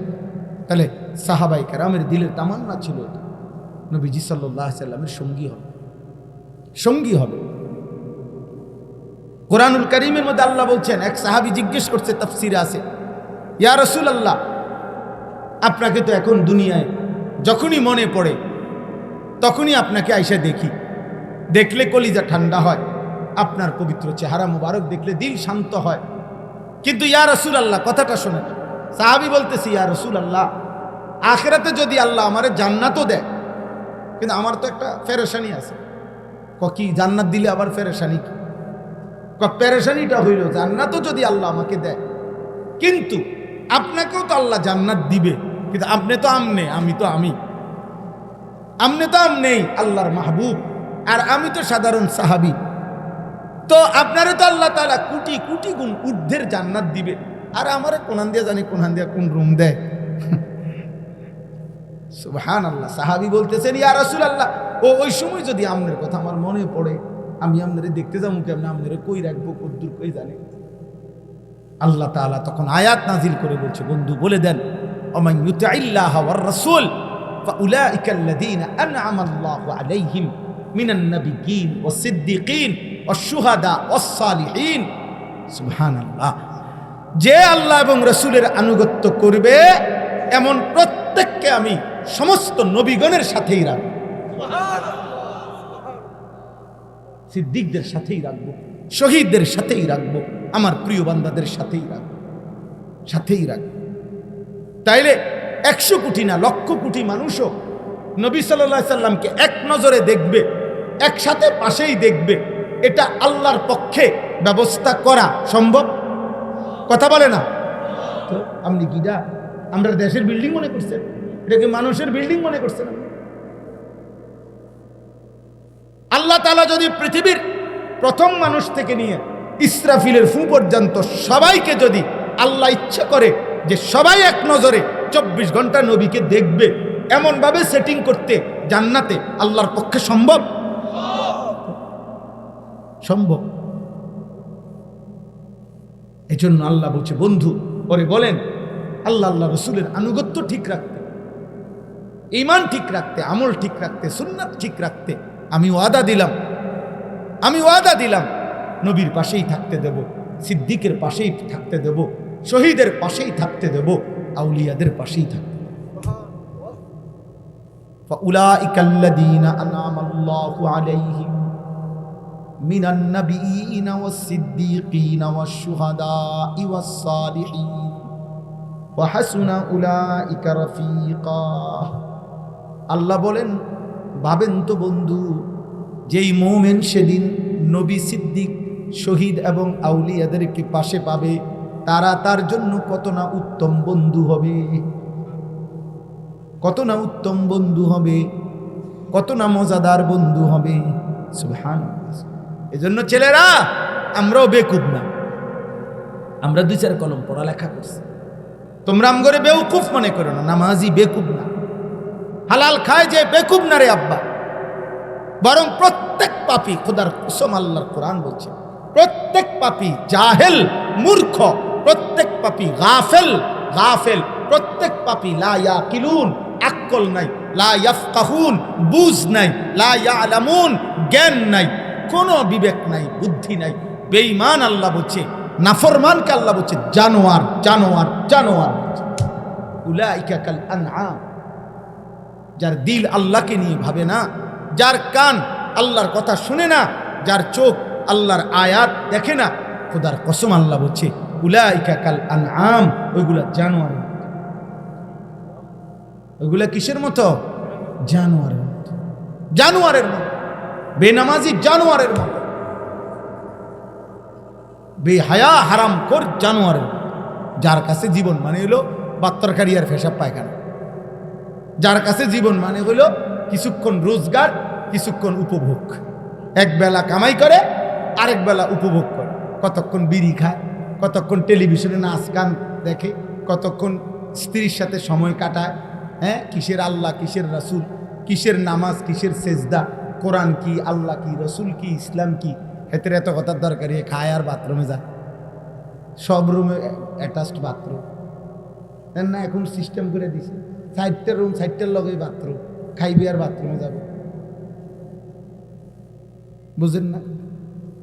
বাহ, সবাই রে, বউ বাচ্চা সবাই একসাথে সামনের রুমে বসা, সোফাত বসা, স্বামী স্ত্রী ছেলে মেয়ে সবগুলো বেহায়া এক লগে টেলিভিশনে নর্তকীর নাচ চলে। কত বড় নিকৃষ্ট বেগায়রত, ছি ছি ছি ছি, আত্মমর্যাদাহীন মানুষ। ও বুড়ো সাদোয়ানে বইয়া টেলিভিশনে নর্তকীর নাচ দেখে, এবার দেখে এবার লগে বইয়া রয়েছে 12 বছরের কোলা। এই বুড়ার কোনো স্মরণ নেই। ছি ছি ছি ছি, আমনের চোখের উপরে ছি। লজ্জা শরম থাকা উচিত, মেয়ে লজ্জা শরম থাকা উচিত। আল্লাহ আমাদের সবাইকে হায়া দান করে। কেউরে ছাড় নাই, কাউরে না। চাচারা, আপনাদের জান্নাত দরকার না? কথা বলেন না কেন? দাদাদের জান্নাত দরকার না? তো দাদারে কইব কে? দাদারে ফেরেশতানি কইব না হুজুররা? কথা বলেন না। বয়স্কদেরকে বলবে কে? হুজুররা না ফেরেশতা এসে বলবে? তাইলে একজন বুড়া মানুষ বিড়ি খাবে কেন? বুড়া মানুষ টেলিভিশন দেখবে কেন? বয়স্ক মানুষ নাচ গান দেখবে কেন? বলেন, আপনার বিবেক কি বলে? 60 বছরেও আল্লাহ চিনবার টাইম হয় নাই? 60 বছরেও আখিরাত চিনবার সময় হয় নাই? আর কখন, আর কতকাল? চলেন, আমরা এই রাত গভীরে আর লম্বা করতে চাচ্ছি না। তর্জমাটাও শুনাই একটু, আর অল্প একটু, আর 10টা মিনিট সময় দেন। এই তর্জমাটার মধ্যে মূল বক্তব্য হলো এটা। আল্লাহ তাআলা বলছে, বান্দা আমি 3টা জিনিস দিছিলাম। এক, তাওহীদ। তাওহীদ মানে হলো লা ইলাহা ইল্লাল্লাহ। আল্লাহ তাআলা বলেন, এই কায়নাতের প্রত্যেক মানুষের জন্য আমি আল্লাহর শ্রেষ্ঠ নিয়ামত দিছিলাম আমার কালেমা গ্রহণ করা। ঈমান, ঈমানের চাইতে বড় সম্পদ, বড় নিয়ামত আর কিছু? কালেমার চাইতে দামি কিছু কি? লা ইলাহা ইল্লাল্লাহর চাইতে দামি কিছু নেই। এই পৃথিবী যদি কেউ 100 বারও পায় কিন্তু ঈমানদার নয়, খোদার কসম, উলাইকাল্লাযীনা লাইসা লাহুম ফিল আখিরাতি ইল্লান নার। আল্লাহ তাআলা বলেন, ঈমান হারা ব্যক্তি পৃথিবীর ভালো কিংবা মন্দ যাই করে যাক, আখিরাতে জাহান্নাম ছাড়া আর কিছু না। আখিরাতে কি? জাহান্নাম। জাহান্নাম। ওয়া হাবিতা মা সানাউ ফিহা ওয়া বাতিলুম মা কানু ইয়ামালুন। দুনিয়ার জীবনে ভালো মন্দ সে যাই করেছে, আল্লাহ বলেন ঈমান না থাকার কারণে সব নিষ্ফল, সব বৃথা। আখিরাতে সব কি? বৃথা। তাহলে এই আল্লাহ তাআলা বলেন, 1 নম্বরে আমি আল্লাহ আমার সৃষ্টির জন্য দিলাম তাওহীদ। কি দিলাম? দ্বিতীয়ত, আমার সৃষ্টির জন্য আমি দিলাম আমার আখিরি রাসূল সাল্লাল্লাহু আলাইহি ওয়াসাল্লাম। 3 নম্বরে দিলাম কোরআন। 3 নম্বরে দিলাম কি? কোরআন। আল্লাহ তাআলা বলেন, এই 3টির যেই কোনো একটিকে অস্বীকার করা, অবজ্ঞা করা, তুচ্ছ করা, ফেলে দেওয়া, নিজের জীবন থেকে বাদ দেওয়া, এটা যেন আমি আল্লাহর উপরে মিথ্যা অপবাদ দেওয়া, যে আমি সঠিক ব্যক্তিকে অনুসরণের জন্য দেই নাই, সঠিক কিতাব আমি দেই নাই, সে নিজের জন্য আমি আল্লাহর দেওয়াটা বাদ দিয়ে সে নিজের জন্য অন্য কিছু গ্রহণ করে নিছে। আল্লাহ বলেন, ও যেন আমি আল্লাহর উপরে মিথ্যা অপবাদ দিল, যে আল্লাহ নবী হিসেবে আপনি যারে দিছেন ওনার চলাফেরা আমার ভাল লাগে না, আমার ভাল লাগে বেঈমানের। কিতাব হিসেবে আমগরে যেই কিতাব দিছেন এটার বিধিবিধান আমার ভাল লাগে না। লা ইলাহা ইল্লাল্লাহ হিসাবে যেই কালেমা দিছেন এটা মেনে নেওয়া আমার পছন্দ লাগে না। আল্লাহ বলেন, এর চাইতে বড় জালেম এই আসমানের নিচে জমিনের উপর আর কেউ হইতে পারে। ওমান আযলামু মিম্মান ইফতারা আলাল্লাহি কাযিবা। তার চাইতে বড় জালেম আর কে হতে পারে যে আমি আল্লাহর ব্যাপারে মিথ্যা অপবাদ দেয়। মিথ্যা অপবাদ, মিথ্যা অপবাদ দেয় মানে 3 জিনিসে, তাওহীদে, রিসালাতে, কিতাবে, কোরআন। কোরআন কোনো কিছু প্রত্যাখ্যান করা কোরআনের কথা, তার মানে আপনি আল্লাহকে যেন বলতেছেন আপনি সঠিক দিতে পারেন না। নাউজুবিল্লাহ। নবীজির কোনো সুন্নাত, নবীজির কোনো তরিকা, কথাকে প্রত্যাখ্যান করা মানেই হলো আল্লাহ আপনি সঠিক ব্যক্তি আমাদের জন্য পাঠাইতে পারেন না। আর আল্লাহর কথাকে প্রত্যাখ্যান করা, তাওহীদকে, তার মানে হলো আল্লাহ আপনি আমাদেরকে সঠিক কালেমা দিতে পারেন নাই। এর চাইতে বড় জুলুম, এর চাইতে বড় পাপ আর কিছু হইতে পারে? আল্লাহ তাআলা বলেন, এবার শুনেন, তাইলে প্রত্যেকের কাছে বলেন, বাবা আল্লাহকে ভয় করেন, খামখেয়ালি করেন না। ছেলেরা, বাবা তোমরাও খামখেয়ালি করো না। প্রিয় ভাই, বারবার বলার সুযোগ তো নাও হয়, হয়তো পৃথিবীর কেউ তোমারে মনে করলো না, বাবা মা সবার থেকে তুমি ছুট্টা গেলা। অনেক ছেলে আছো, তোমাদের স্বাধীনতা ভোগ করতেছো তোমরা। এমন দুর্ভাগা বদনসিব যে বাপ মা দাদা দাদি নানা নানি চাচা মামা ফুফা খালু চাচি মামি ফুফি খালা এই সমাজের কেউ হয়তো আহারে এই নাফরমানকে কিচ্ছু বলে না। দিনের পর দিন রাতের পর রাত নারী ছবি নাটক সিনেমা মদ জুয়া অসৎ আড্ডা অশ্লীল ছবি মোবাইলের উলঙ্গ দৃশ্য দেখতেছে। বেচারার কপালে একজন অভিভাবক জোটে না। আলহামদুলিল্লাহ, আমার মা ৭৫ বছর বয়স, আমার মা আজও একেবারে দুর্বল হয়ে গেছে, ছোট্ট হয়ে গেছে। মা আমার অনেক দুর্বল হয়ে গেছে, অসুস্থ, কিন্তু আজও মা জিজ্ঞেস করে ফুলুক নজর শুনি। বিশ্বাস কর আব্বা, কোরআন শরীফ হাতে বলে মা জানে আমি প্রত্যেক যেদিনে কথা কই মার লগে। মা আমাদের ভাইদের বাসায় থাকে, কখনো আমার বাসায়, কখনো আমরা 5 ভাই, আলাদা আলাদা সংসার আছে সবাই। যখন যার বাসায় থাকুক মার সাথে কথা বললেই এই জিঙ্গে ভাই যে কোরআনে যাইতে আসো, মানে ওয়াজে মা কি আর এত জেলার নাম জানেনি, কিন্তু আমি বলি মা আজকে নবীনগর অমুকখানে বা অমুক জেলায় অমুকখানে। আর এই মা আমার স্পষ্ট মনে আছে, আমি অনেক মাহফিলে এটা বলছি। আমার মা জীবন নাম করে বলছে ফুত নামাজ উঠছে, আর মায় বলছে বারবার বলেন ফুত কত আনে ওয়াজে যাও, মানুষের লোকে চাইও টাকা পয়সা লইয়া ঝামেলা রইল। শতবার কইছে মায় আমার, হাজার বার চাইও।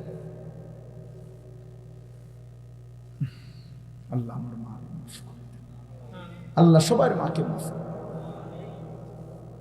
আমার আব্বা 43 বছর মসজিদে ইমামতি করছে, অভাবের সংসারে কোনোদিন আল্লাহর দিন থেকে এক চুল সরতে দেয় না।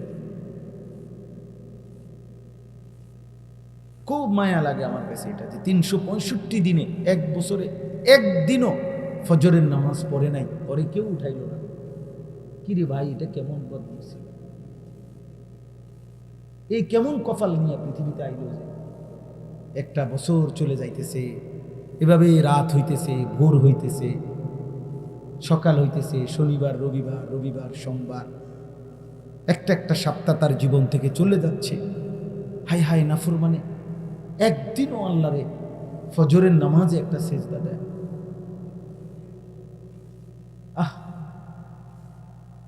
হ্যাঁ ঠিকই বলছে চাচা, দুঃখেই বলছে আব্বা। নবীজি শোনো আব্বা, হযরত আব্দুল্লাহ ইবনে মাসউদ বলছে রাদিয়াল্লাহু তাআলা আনহু, আল্লাহর নবীর সাহাবী, শ্রেষ্ঠ সাহাবী আব্দুল্লাহ ইবনে মাসউদ বলেন, নবীজির জামানায় আমরা যাকেই ফজরের নামাজের জামাতে না পেতাম, খুদার কসম সাহাবী বলে আমরা বুঝতাম সে মুনাফিক, বাইয়িনুন নিফাক, প্রকাশ্য মুনাফিক। কোন নামাজ বলে না, কোন নামাজ আবার বলেন, ফজর। আপনি আমি মুমিন না মুনাফিক, এটা প্রমাণ হয় ফজরের নামাজ, জুমার নামাজের ফজিলত অনেক, কিন্তু লোকটা কি মুমিন না মুনাফিক এটা প্রমাণ হয়, পরীক্ষা হয়, ইন্টারভিউ হয় ফজরের ওয়াক্ত। এই জন্য ফজরের নামাজ, ফজরের বাতাস মুনাফিক মুক্ত বাতাস। ফজরের ভোরে সুবহানাল্লাহ, ফজরের বাতাসে কাফের নিঃশ্বাস নেয় না, ফজরের বাতাসে ইহুদি নিঃশ্বাস নেয় না, ফজরের বাতাসে খ্রিস্টান নিঃশ্বাস নেয় না, ফজরের বাতাসে হিন্দু নিঃশ্বাস নেয় না, ফজরের বাতাসে বৌদ্ধ নিঃশ্বাস নেয় না, ফজরের বাতাসে মুরতাদ নাস্তিক নিঃশ্বাস নেয় না, ফজরের বাতাসে মুনাফিক নিঃশ্বাস নেয় না, ফজরের বাতাসে মুমিন নিঃশ্বাস টানে। এই জন্য ফজর মুনাফিক মুক্ত বাতাস, ভোরের বাতাস। যেন এটা জানতেন, আঙ্গাল কাঙ্গালের কপালে জোটে না, কারো কপালে কি জোটে না। ওই যে হাকিম আজমল শাহ ছিল ভারতীয় উপমহাদেশের বিখ্যাত হাকিম কবিরাজ আগের দিনে, ওনার বিখ্যাত বাণী আছে, दिन की 42 रात की 40 सुबह शाम की हवा लाखों रुपया की हकीम अजमल शाह ने कहा। दिनेर बेला दुपुरे खाना खाइया एकटू विश्राम करा, रात्रि बेला एकटू खाना खाइया कয়েক कदम 40 कदम हाঁটা, আর সকাল সন্ধ্যার বাতাস শরীরে লাগানো লক্ষ টাকার ওষুধের চাইতে দাম, লাখों रुपया की दवा, हकीम अजमल शाह ने कहा। ভোরের বাতাস দাম। চলো নিয়ত করি ফজরের নামাজ পড়বো ইনশাআল্লাহ। ছেলেরা বলো ভাই ইনশাআল্লাহ, দিল থেকে বলো আব্বা ইনশাআল্লাহ। তুমি নওজোয়ান, তুমি পারবা না, তুমি তোমার শরীরে পূর্ণ শক্তি আছে, তুমি পারবা না কেন আব্বা? তুমি মুসলমান বাবা, ভুলে গেলা কেন? মা ভুলে গেলেও আল্লাহ তো ছাড়বে না। বাবা যদি ভুলেও যায় তোমারে, আল্লাহ তো ছাড়বে না। এই সমাজের কেউ মনে করলো না তোমারে, কিন্তু আল্লাহ তো ছাড়বে না রে। আল্লাহ ছেড়ে দিবে ভাই? তো তাহলে তো তুমি আল্লাহ থেকে ছুটবা কেন? আল্লাহ তাআলা বলেন উলাইকা ইউরাদুনা আলা রাব্বিহিম, সেদিন হাসরের ময়দানে একটা একটা নাফরমান জালেম আমার তাওহীদকে যে প্রত্যাখ্যান করেছে, আমার রাসূলকে যে প্রত্যাখ্যান করেছে, আমার কোরআনকে যে প্রত্যাখ্যান করেছে, এমন নাফরমানকে একজন একজন করে আমি আল্লাহর সামনে এনে পেশ করা হবে। ওয়ায়াকুলুল আশহাদ হাউলাইল্লাযীনা কাযাবু আলা রাব্বিহিম, আল্লাহ বলেন আমার পক্ষ থেকে নির্ধারিত সাক্ষীগণ একে একে পর পর সাক্ষী দিবে আল্লাহ, এরাই সেই নাফরমান যারা আপনার কথা মিথ্যা মনে করেছে। 5টা সাক্ষী আমাদের প্রত্যেকের বিরুদ্ধে, আমাদের প্রত্যেকের পাপের বিরুদ্ধে 5টা সাক্ষী। কয়টা? 1 নাম্বার এই বাম কাদের ফেরেশতা। এই ফেরেশতা প্রথম আল্লাহর কাছে সাক্ষী দিবে জবান দিয়া, আল্লাহ এই নাফরমান এই করেছে। 2 আমলনামা, ওই যে লিখিত যে খাতাটা ফেরেশতারা লিখছে, যেটা ডান কাঁধে বাম কাঁধের ফেরেশতা লেখে কিনা, এই লিখিত খাতা ফাইল আমলনামা 2টা। 3 নাম্বার আমাদের অঙ্গ প্রত্যঙ্গ, আমাদের হাত পাও চোখ নাক কান, নিজের অঙ্গই নিজের বিরুদ্ধে সাক্ষী। কয়টা হইল? 3টা। 4 নাম্বার পায়ের নিচের জমিন, ইয়াউমা ইদিন তুহাদ্দিসু আখবার। কয়টা হইল? 5। মহান আল্লাহ নিজে, আল্লাহ নিজে। কয়টা হইল? আইনাল মাফার, আল্লাহ তখন জিজ্ঞেস করবে বান্দা এখন পালাবে কোথায়? হ্যাঁ বান্দা শোনো, ফেরেশতা কি বলে, আমলনামায় দেখো কি লেখা, শোনো তোমার অঙ্গ প্রত্যঙ্গ, তোমার শরীর কি বলে, শোনো পায়ের নিচের জমিন কি বলে, আর শোনো আমি কি বলি।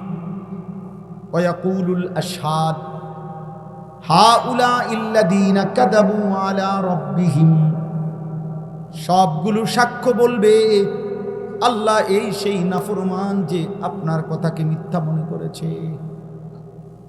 আলা লানাতুল্লাহি আলায যালিমিন, সব শুনে আল্লাহ বলবে জালেম তোর উপরে আল্লাহর লানত। আস্তে কাঁদো, আস্তে কাঁদো, সাবধান। আলা লানাতুল্লাহি আলায যালিমিন, আল্লাহ বলবেন জালেম তোর উপরে আল্লাহর লানত। 40 বছর কেমনে রে তুই আমি আল্লাহরে ভুলে রইলি বান্দা, একটা বছর কেমনে আমারে সেজদা না দিয়ে থাকলি। বলো, আল্লাহ আমাদেরকে হেফাজত করুন। চলো ভাই, রাত গভীরে ফিকির করে ভাবে ভাবে, কারোর জন্য কেউ আটকায় না, কারোর জন্য কেউ স্বার্থপর এই দুনিয়া। বাপও একদিন ছেলে মেয়েকে রেখে কবরে জায়গা। বলছি আস্তে কাঁদো, নামো এন থেকে নামো, যাও নিচে যাও।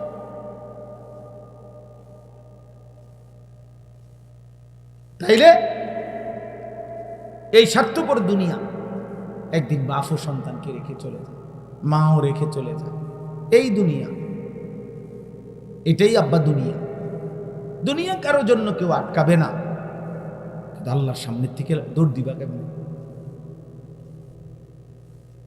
বলো না ভাই? কোরআন শরীফে আছে, নাফরমান চিৎকার দিবে হাসরের ময়দান, মা আগনা আন্নি মালিয়া, হায় আমার সম্পদ কাজে আসলো না। হালাকা আন্নি সুলতানিয়া, আহা আমার ক্ষমতা শক্তি আজ আমার থেকে হারিয়ে গেল। এভাবে চিৎকার দিবে আর আবল তাবল বকবে। কোরআন শরীফে আছে সূরা আল হাক্কার। এই তখন আল্লাহ বলবে, যখন পাপী ভয়ে এরকম আবল তাবল বলবে, আল্লাহর ফেরেশতাকে আল্লাহ বলবে, খুজুহু ফাগুল্লু, এই ফেরেশতা তারে ধর, ধর তারে বাঁধে। ফাগুল্লু অর্থ আপনি জিজ্ঞেস করেন, আর অর্থ হলো তারে বেঁধে ফেল, বাঁধে, টাইট করে বাঁধে। ফেরেশতা বাঁধ দিয়া বলবে, আল্লাহ বাঁধ দিছি, এখন কি করতাম? সুম্মাল জাহিমা সাল্লু, আল্লাহ বলবে একটা লাঠি দিয়া জাহান্নামে মার, লাঠি মার, দ্রাম করে কিচ্ছা লাঠি দে, একটা লাঠির লগে ফেলে যা। সুম্মাল জাহিমা সাল্লু অর্থ হলো জাহান্নামে ছুঁড়ে। জাহান্নামে ছুঁড়ে মারলে কি আদর করে? জাহান্নামে ছুঁড়ে মারবে কোলে করে? হ্যাঁ,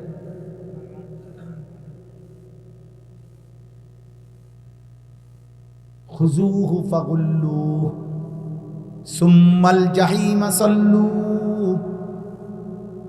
সুম্মা ফি সিলসিলাতিন যারউহা ৭০ যিরাআন ফাসলুকুহ।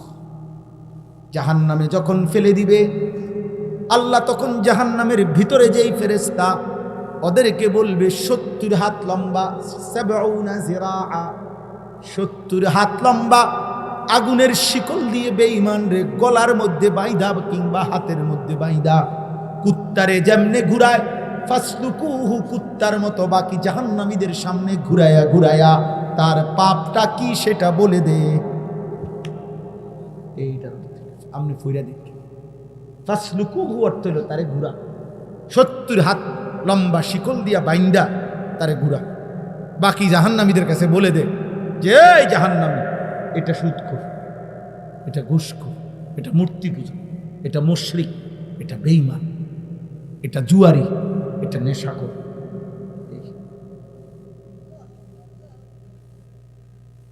আল্লাহ, উনি এখন ভাবছি যে বুঝছেন না, এটা দুর্বল মানুষ, আপনার ভিতরে এখন অনুভূতি বলতে কথা তো মারাত্মক। হ্যাঁ, আল্লাহ মাফ করে দেন। আজকের দুর্বলরাই হয়তো একদিন সেদিন দেখবেন জান্নাতের বাদশা। আপনি যারে অন্ধ মনে করছিলেন, আপনি যারে বোবা মনে করছিলেন, আপনি আমি যারে পাগল মনে করছিলাম, আপনি আমি যারে প্রতিবন্ধী মনে করছিলাম, বেচারা তো দুনিয়া গুনাও কম, গুনাহ কম না, গুনার সুযোগ পাইছে কইছে, তো হেদো ওইখানে সবার আগে বাঁচতে যাবে না। আর আমরা বেশি চালাকরা তো হিসাব দিতে দিতে জীবন শেষ, ঠিক না? হ্যাঁ, আল্লাহ আমাকেই মাফ করে দেন। আল্লাযীনা ইয়াসুদ্দুনা আন সাবিলিল্লাহ, এই আল্লাহ বলেন কেন আমি লানত দিলাম জালেমের উপর? এজন্য কয় যে এই জালেম নিজেও আমার পথে চলে নাই, আর আমার যে বান্দারা চলতে চাইছিল তাদেরকেও সে বাধাগ্রস্ত করছে। আরে বেটা হয়েছে কইছিল ও নামাজটা কদ্দুর পড়ে, আরে বাপরে, কি তো আব্দুল কাদের জিলানী না, নতুনে না বাপ লইছে লাগো, চিনি না তোমার এই সিটারের হদ্দার, এই একটা কইয়া হেরে কি করে দিল, শরম দিয়া দিল, বুঝেন নাই? মস্কারি করে তারে, বেচারা হয়তো চাইছিল বন্ধু নামের শয়তান সমবয়সী অথবা এরকম কেউ একজন ওরে একটা টিটকারি দিয়া, আরে বাপরে হাতে ভালো হয়ে যাবে, দেখতাম না কয়দিন, বুঝছেন নি কথা? ও নতুন বুজুর্গ হয়েছে, ও এই যে এই মানে একটা বাজে কথা বলে, আহারে বেচারারে কি করে দিল। আল্লাহ বলেন ওই জালেমের উপরে, এই যেই জালেম অন্যকে আমি আল্লাহর পথে চলতে বাধা দেয়, তার উপরে আল্লাহর লানত। 2 ওয়ায়াবগুনাহা ইওয়াজা, যে কথায় কথায় আমার দিন ধর্ম, আমার শরীয়ত, আমার বিধান, আমার কোরআনে ভুল বক্রতা ত্রুটি তালাশ করে, তার উপরে লানত। আমল তো করে না, আর উল্টা যুক্তি, আও গো মাইতো না চাই। কত হুজুরে দেখছি উল্টা পাল্টা, এই শেষ। হ্যাঁ বড়, এই জন্য আও রাখো, হুজুরে একটা ফ্যাস লাগাই রাখছে দেশটার ভিতরে। 12 রকম হুজুর, 13 রকম কথা কয়। আমরা কোন দিকে যাব? হ্যাঁ, আমাগো ফ্যাসে ফুরে আছে ওটা 40 বছর বিড়ি আমরা ফ্যাসে। কাকা যায় 30 বছর সুদ খায়, আমরা ফ্যাসে ফুরে। আমরা হুজুরের ফ্যাসে ফুরে, উনি আজকে 60 বছরও চা দোকানে নর্তকীর নাচ দেখে, আমরা ফ্যাসের কাজ। হ্যাঁ, গপ মারেন, হ্যাঁ গপ ছুড়েলেন, ফাইজলামি দুনিয়া মস্কারি করে। সাদোয়ানের কথা, আসরের মাঠ সাদোয়ান, কথা বলেন না, আসরের মাঠ সাদোয়ান। তো এমন কথা বলেন না, লোক নাই,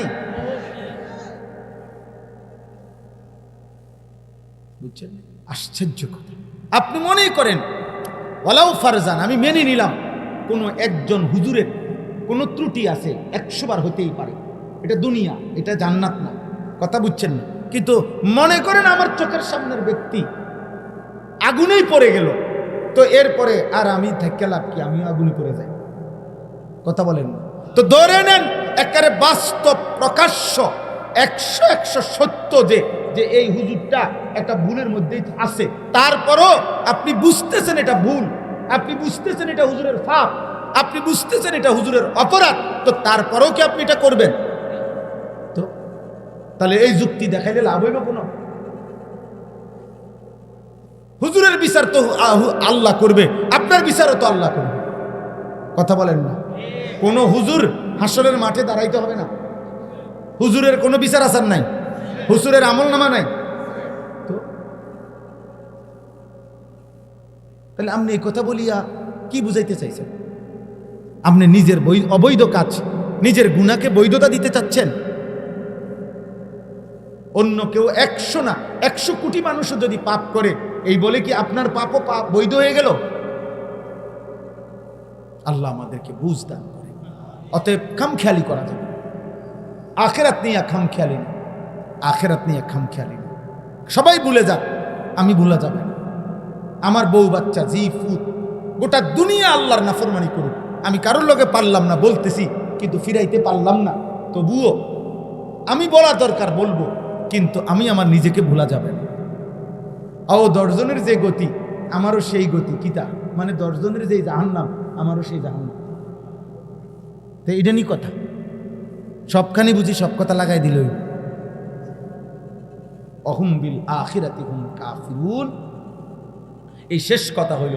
আল্লাহ তাআলা বলেন, 1 নাম্বার তাওহীদকে যে অবজ্ঞা করে, রাসূলকে যে অবজ্ঞা করে, আল্লাহর কোরআনকে যে অবজ্ঞা করে, কোন বান্দাকে যে আল্লাহর পথে চলতে বাধা দেয়, দিন শরীয়তের মধ্যে যে ভুল তালাশ করে, এই সবটার কারণ একসাথে হলো অহুম বিল আখিরাতি হুম কাফিরুন। মূলত এই মানুষগুলো আখিরাতকে অস্বীকার করে, আখিরাতকে তাদের দিল দিয়ে আসলে মানে না, এই জন্য এত জঘন্য পাপ করে। এই জন্য আমি আল্লাহর লানত তার উপর। যার হৃদয়ে আখিরাত আছে সে মস্কারি করে। আপনি কথা বুঝেন না, এটা কোনো একটা কি মুয়া না, এটা কোনো মামুর বাড়ির ফাইজলামি না, এটা কোনো আপনার গল্প গুজব না। অতএব যদি আখিরাত সত্য সত্য কেউ বিশ্বাস করে, ভয় করে, এটাই বাস্তব, এটাই সত্য যে এই সমাজের যে যাই করুক, আমারে আল্লাহর পথে চলতে হবে, কারণ আমি ইয়াকিন করি আখিরাত আছে। আখিরাত আছে, আখিরাত হবে। কাজেই এই সমাজের বাকি সব উল্টে যাক, আমি আল্লাহর পথে থাকি। আল্লাহ তৌফিক দান করেন। নবীজি হযরত হুযাইফা, নবীর সাহাবী, এই উনাকে এটা বলছিলেন। একজন সাহাবীর নাম আছে হুযাইফা। নবীজি বলছেন, হুযাইফা, জীবনের পথে যদি চলতে কোনোদিন এমন হয় একটা লোক আর তোমার সাথে নাই আল্লাহর পথে চলার জন্য, তো নবীজি বলছে প্রয়োজনে গাছের শিকড় কামড়াইয়া তুমি একা আল্লাহর দ্বীনের উপরে থাকো। ওয়ালাউ আনতা আদা বিআসলি শাজারাতিন হাত্তা ইউদরিকাকাল মাউত ওয়া আনতা আলা যালিক, প্রয়োজনে মৃত্যু পর্যন্ত গাছের গোড়ালি শিকড় কামড়াইয়া ধরে রাখবা, তো তুমি আল্লাহর দ্বীনের উপরে একাই থাকবে। সাহাবীকে বলে গেছে। অতএব এই নয় কি করবো হুজুর, কম দ সবে দ বুঝি দ, জিহুতের লেগা পারি না, বৌজির লেগা পারি না, সংসারের বেজালে পারি, এসব ফাঁকনা কথা আরি সাদোয়ানে কইয়েন, হাসরের ময়দানে কইয়েন, টাঙ্গাইয়া ফিটবো একবারে আড্ডির বিরাগারি খুলে নেবে, বুঝছেন? মস্কারি করেন, কবরে গেলে বুঝবে। হ্যাঁ হ্যাঁ কিটা করবো, কয় দ কথাটি বালায় কয়, মানলে তো বালা আসিল, বুঝি না, ওহ ফাইজলামি করে।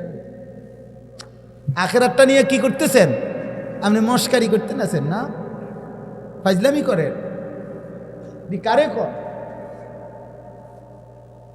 আখেরাতে তো মামুলি হয়ে গেল। আল্লাহ আমাদেরকে হেফাজত করে, আল্লাহ আমাদের সবাইকে কবুল করে। আজকের এই মুবারক মাহফিল আল্লাহ তাআলা ভরপুর বরকত দান করে। অনেক রাত হয়েছে, আপনারা মাশাআল্লাহ এতটা ধৈর্য ধরে সবরের সাথে বসছেন, আল্লাহ আপনাদের এই বসার মধ্যে কোটি কোটি বরকত দান করে। আমার যুবক ছেলের আব্বা, তোমরা লাগে আমার বড় স্বপ্ন আব্বা, তোমরা বদলাইবা, তোমরা ফিরবা। একদিন আমরা হয়তো কবরে চলে যাব, এই পৃথিবীতে থাকবো না, কিন্তু একদিন আমরা ভাববো যে আমাদের সন্তানরা, আমাদের পরবর্তী প্রজন্মরা আল্লাহর দ্বীনের জন্য ভাবতেছে। ইনশাআল্লাহ নিয়ত করো, ইনশাআল্লাহ 5 ওয়াক্ত নামাজ পড়ো। 30 বছরের নিচে যেসব ছেলে, তোমরা আরেকবার নিজের জীবন সুন্দর করো, আমি অনুরোধ করি। চারিদিকে সমান চুল রাখো, কাফের মুশরিকদের অনুসরণ করো না। মোবাইল, নারীর আসক্তি থেকে নিজেকে সেফ করো, একটু কষ্ট করো, ইনশাআল্লাহ প্রত্যেক চাহিদা আল্লাহ পূরণ করে। খাবারের চাহিদা আল্লাহ পূরণ করে, পানির চাহিদা আল্লাহ পূরণ করে, তো লজ্জাস্থানের চাহিদাও আল্লাহ পূরণ করে, সব পূরণ হবে। যে মালিক সব দিছেন, সে মালিক সব চাহিদাও পূরণ করে। আল্লাহ আমাদেরকে তৌফিক দান করেন। আপনাদের কাছেও আমার বিনীত অনুরোধ, বাবা, চাচা, আমার একটা স্বপ্ন, আমি মুসলিম কিশোর যুবক ছেলেরা আল্লাহর দিকে ফিরুক, এটার জন্য খুব চেষ্টা করি। বিভিন্ন শুধু ওয়াজ না, আমি আমার মাদ্রাসায় একটা বড় জায়গা কিনছি, কুমিল্লা ক্যান্টনমেন্ট, ময়নামতি সাহেবের বাজার, 1 একর 15.5 শতক, মানে 115.5 শতক জায়গা, প্রায় 2,67,00,000 টাকা জায়গার দাম, মাটির দাম। আলহামদুলিল্লাহ একটা আশা নিয়ে কিনছি। এই আশাটা হলো, আমার একটা মাদ্রাসা আছে ওইখানে, হেদায়েতুন্নাহু পর্যন্ত, আলহামদুলিল্লাহ 534 জন ছাত্র আছে, 34 জন শিক্ষক কর্মচারী আছে। এটা হলো একদিকে। আমরা আরেকটা মাদ্রাসা করতে চাচ্ছি, সারা বছর মুসলিম কিশোর যুবক, জেনারেল স্কুল, কলেজ, ইউনিভার্সিটি পড়ুয়া এবং অন্য বয়সী মুসলমান বছরের যে কোনো সময় আমাদের সেখানে যাবে, যে যেটুকু সময় থাকে এটুকু নিয়ে যাবে, দিন শিখবে, অজু, নামাজ, সূরা, কেরাত, দোয়া, কালাম, যেটুকু সময় আছে যাক, পড়ুক, কলেজে পড়ুক, ইউনিভার্সিটিতে পড়ুক, কিছু না পড়ুক, বয়স্ক হোক, মুরব্বী হোক, যাবে, দিন শিখবে। আমাদের একটা আশা, আপনাদের কাছে আমাদের অনুরোধ, আমাদের এই বড় জায়গাটা যার, আপনাদের কাছে আমার অনুরোধ, আমার এটাতে বড় মাদ্রাসা করতে চাই আলাদা, ওইখানে এই আশা নিয়ে আমি একটা কাগজ আপনাদের কাছে দেই, সারা দেশে দেই। এই কাগজটা একটা আবেদনটা হলো, আমাদের এই 2,67,00,000 টাকার এই জমিটাতে, যে এটার মধ্যে আমরা একটা বড় কমপ্লেক্স, মসজিদ, 2টা পৃথক মাদ্রাসা, এরপরে বালিকাদের মাদ্রাসা, আরো অন্যান্য কার্যক্রম করতে চাই। এই কাগজটাতে আবেদনটা এটা যে, আমাদের এই বিশাল জমিটাতে এক নামাজের মুসল্লা যায় নামাজ পরিমাণ জমির দাম মাত্র 4,200 টাকা। যদি কোনো মুসলমান, পুরুষ, নারী, জওয়ান, বুড়ো, আপনারা এই কাগজটা রাখবেন, এটার মধ্যে বিকাশ নাম্বার আছে, অ্যাকাউন্ট নাম্বার আছে। যদি কারো সামর্থ্য হয়, পারলেই দিবেন, 4,200 টাকা দিলে ওই নাম্বারে, বিকাশে, অ্যাকাউন্টে এক নামাজের মুসল্লা যায় নামাজ পরিমাণ জমি আপনি মনে করেন কিনলেন, নিলেন, সাদকায়ে জারিয়ার সওয়াব পাইলেন। তো এরপরে ওইখানে মসজিদ হবে, মাদ্রাসা হবে, সবাই আল্লাহর বান্দারা দিন শিখবে। আমরা গত 25 সালে এই বছর জুন মাস পর্যন্ত এই পর্যন্ত ভাঙ্গা 1550 মতো ছেলে ওযু নামাজ সূরা কেরাত শিখাইছে অল্প অল্প করে। এটা আমরা এখন করি 3 মাস পর পর। সামনের দিকে আমরা চাচ্ছি ওইখানে যদি ঘর করতে পারি সারা বছর সবার জন্য মুক্ত থাকবে, যে যখন আসবে দিন শিখবে, যেটুকু সময় 3 ঘন্টার জন্য আসলো তো কমপক্ষে রুকু শিখলো, সূরা কেরাত শিখলো। আল্লাহ তৌফিক দান।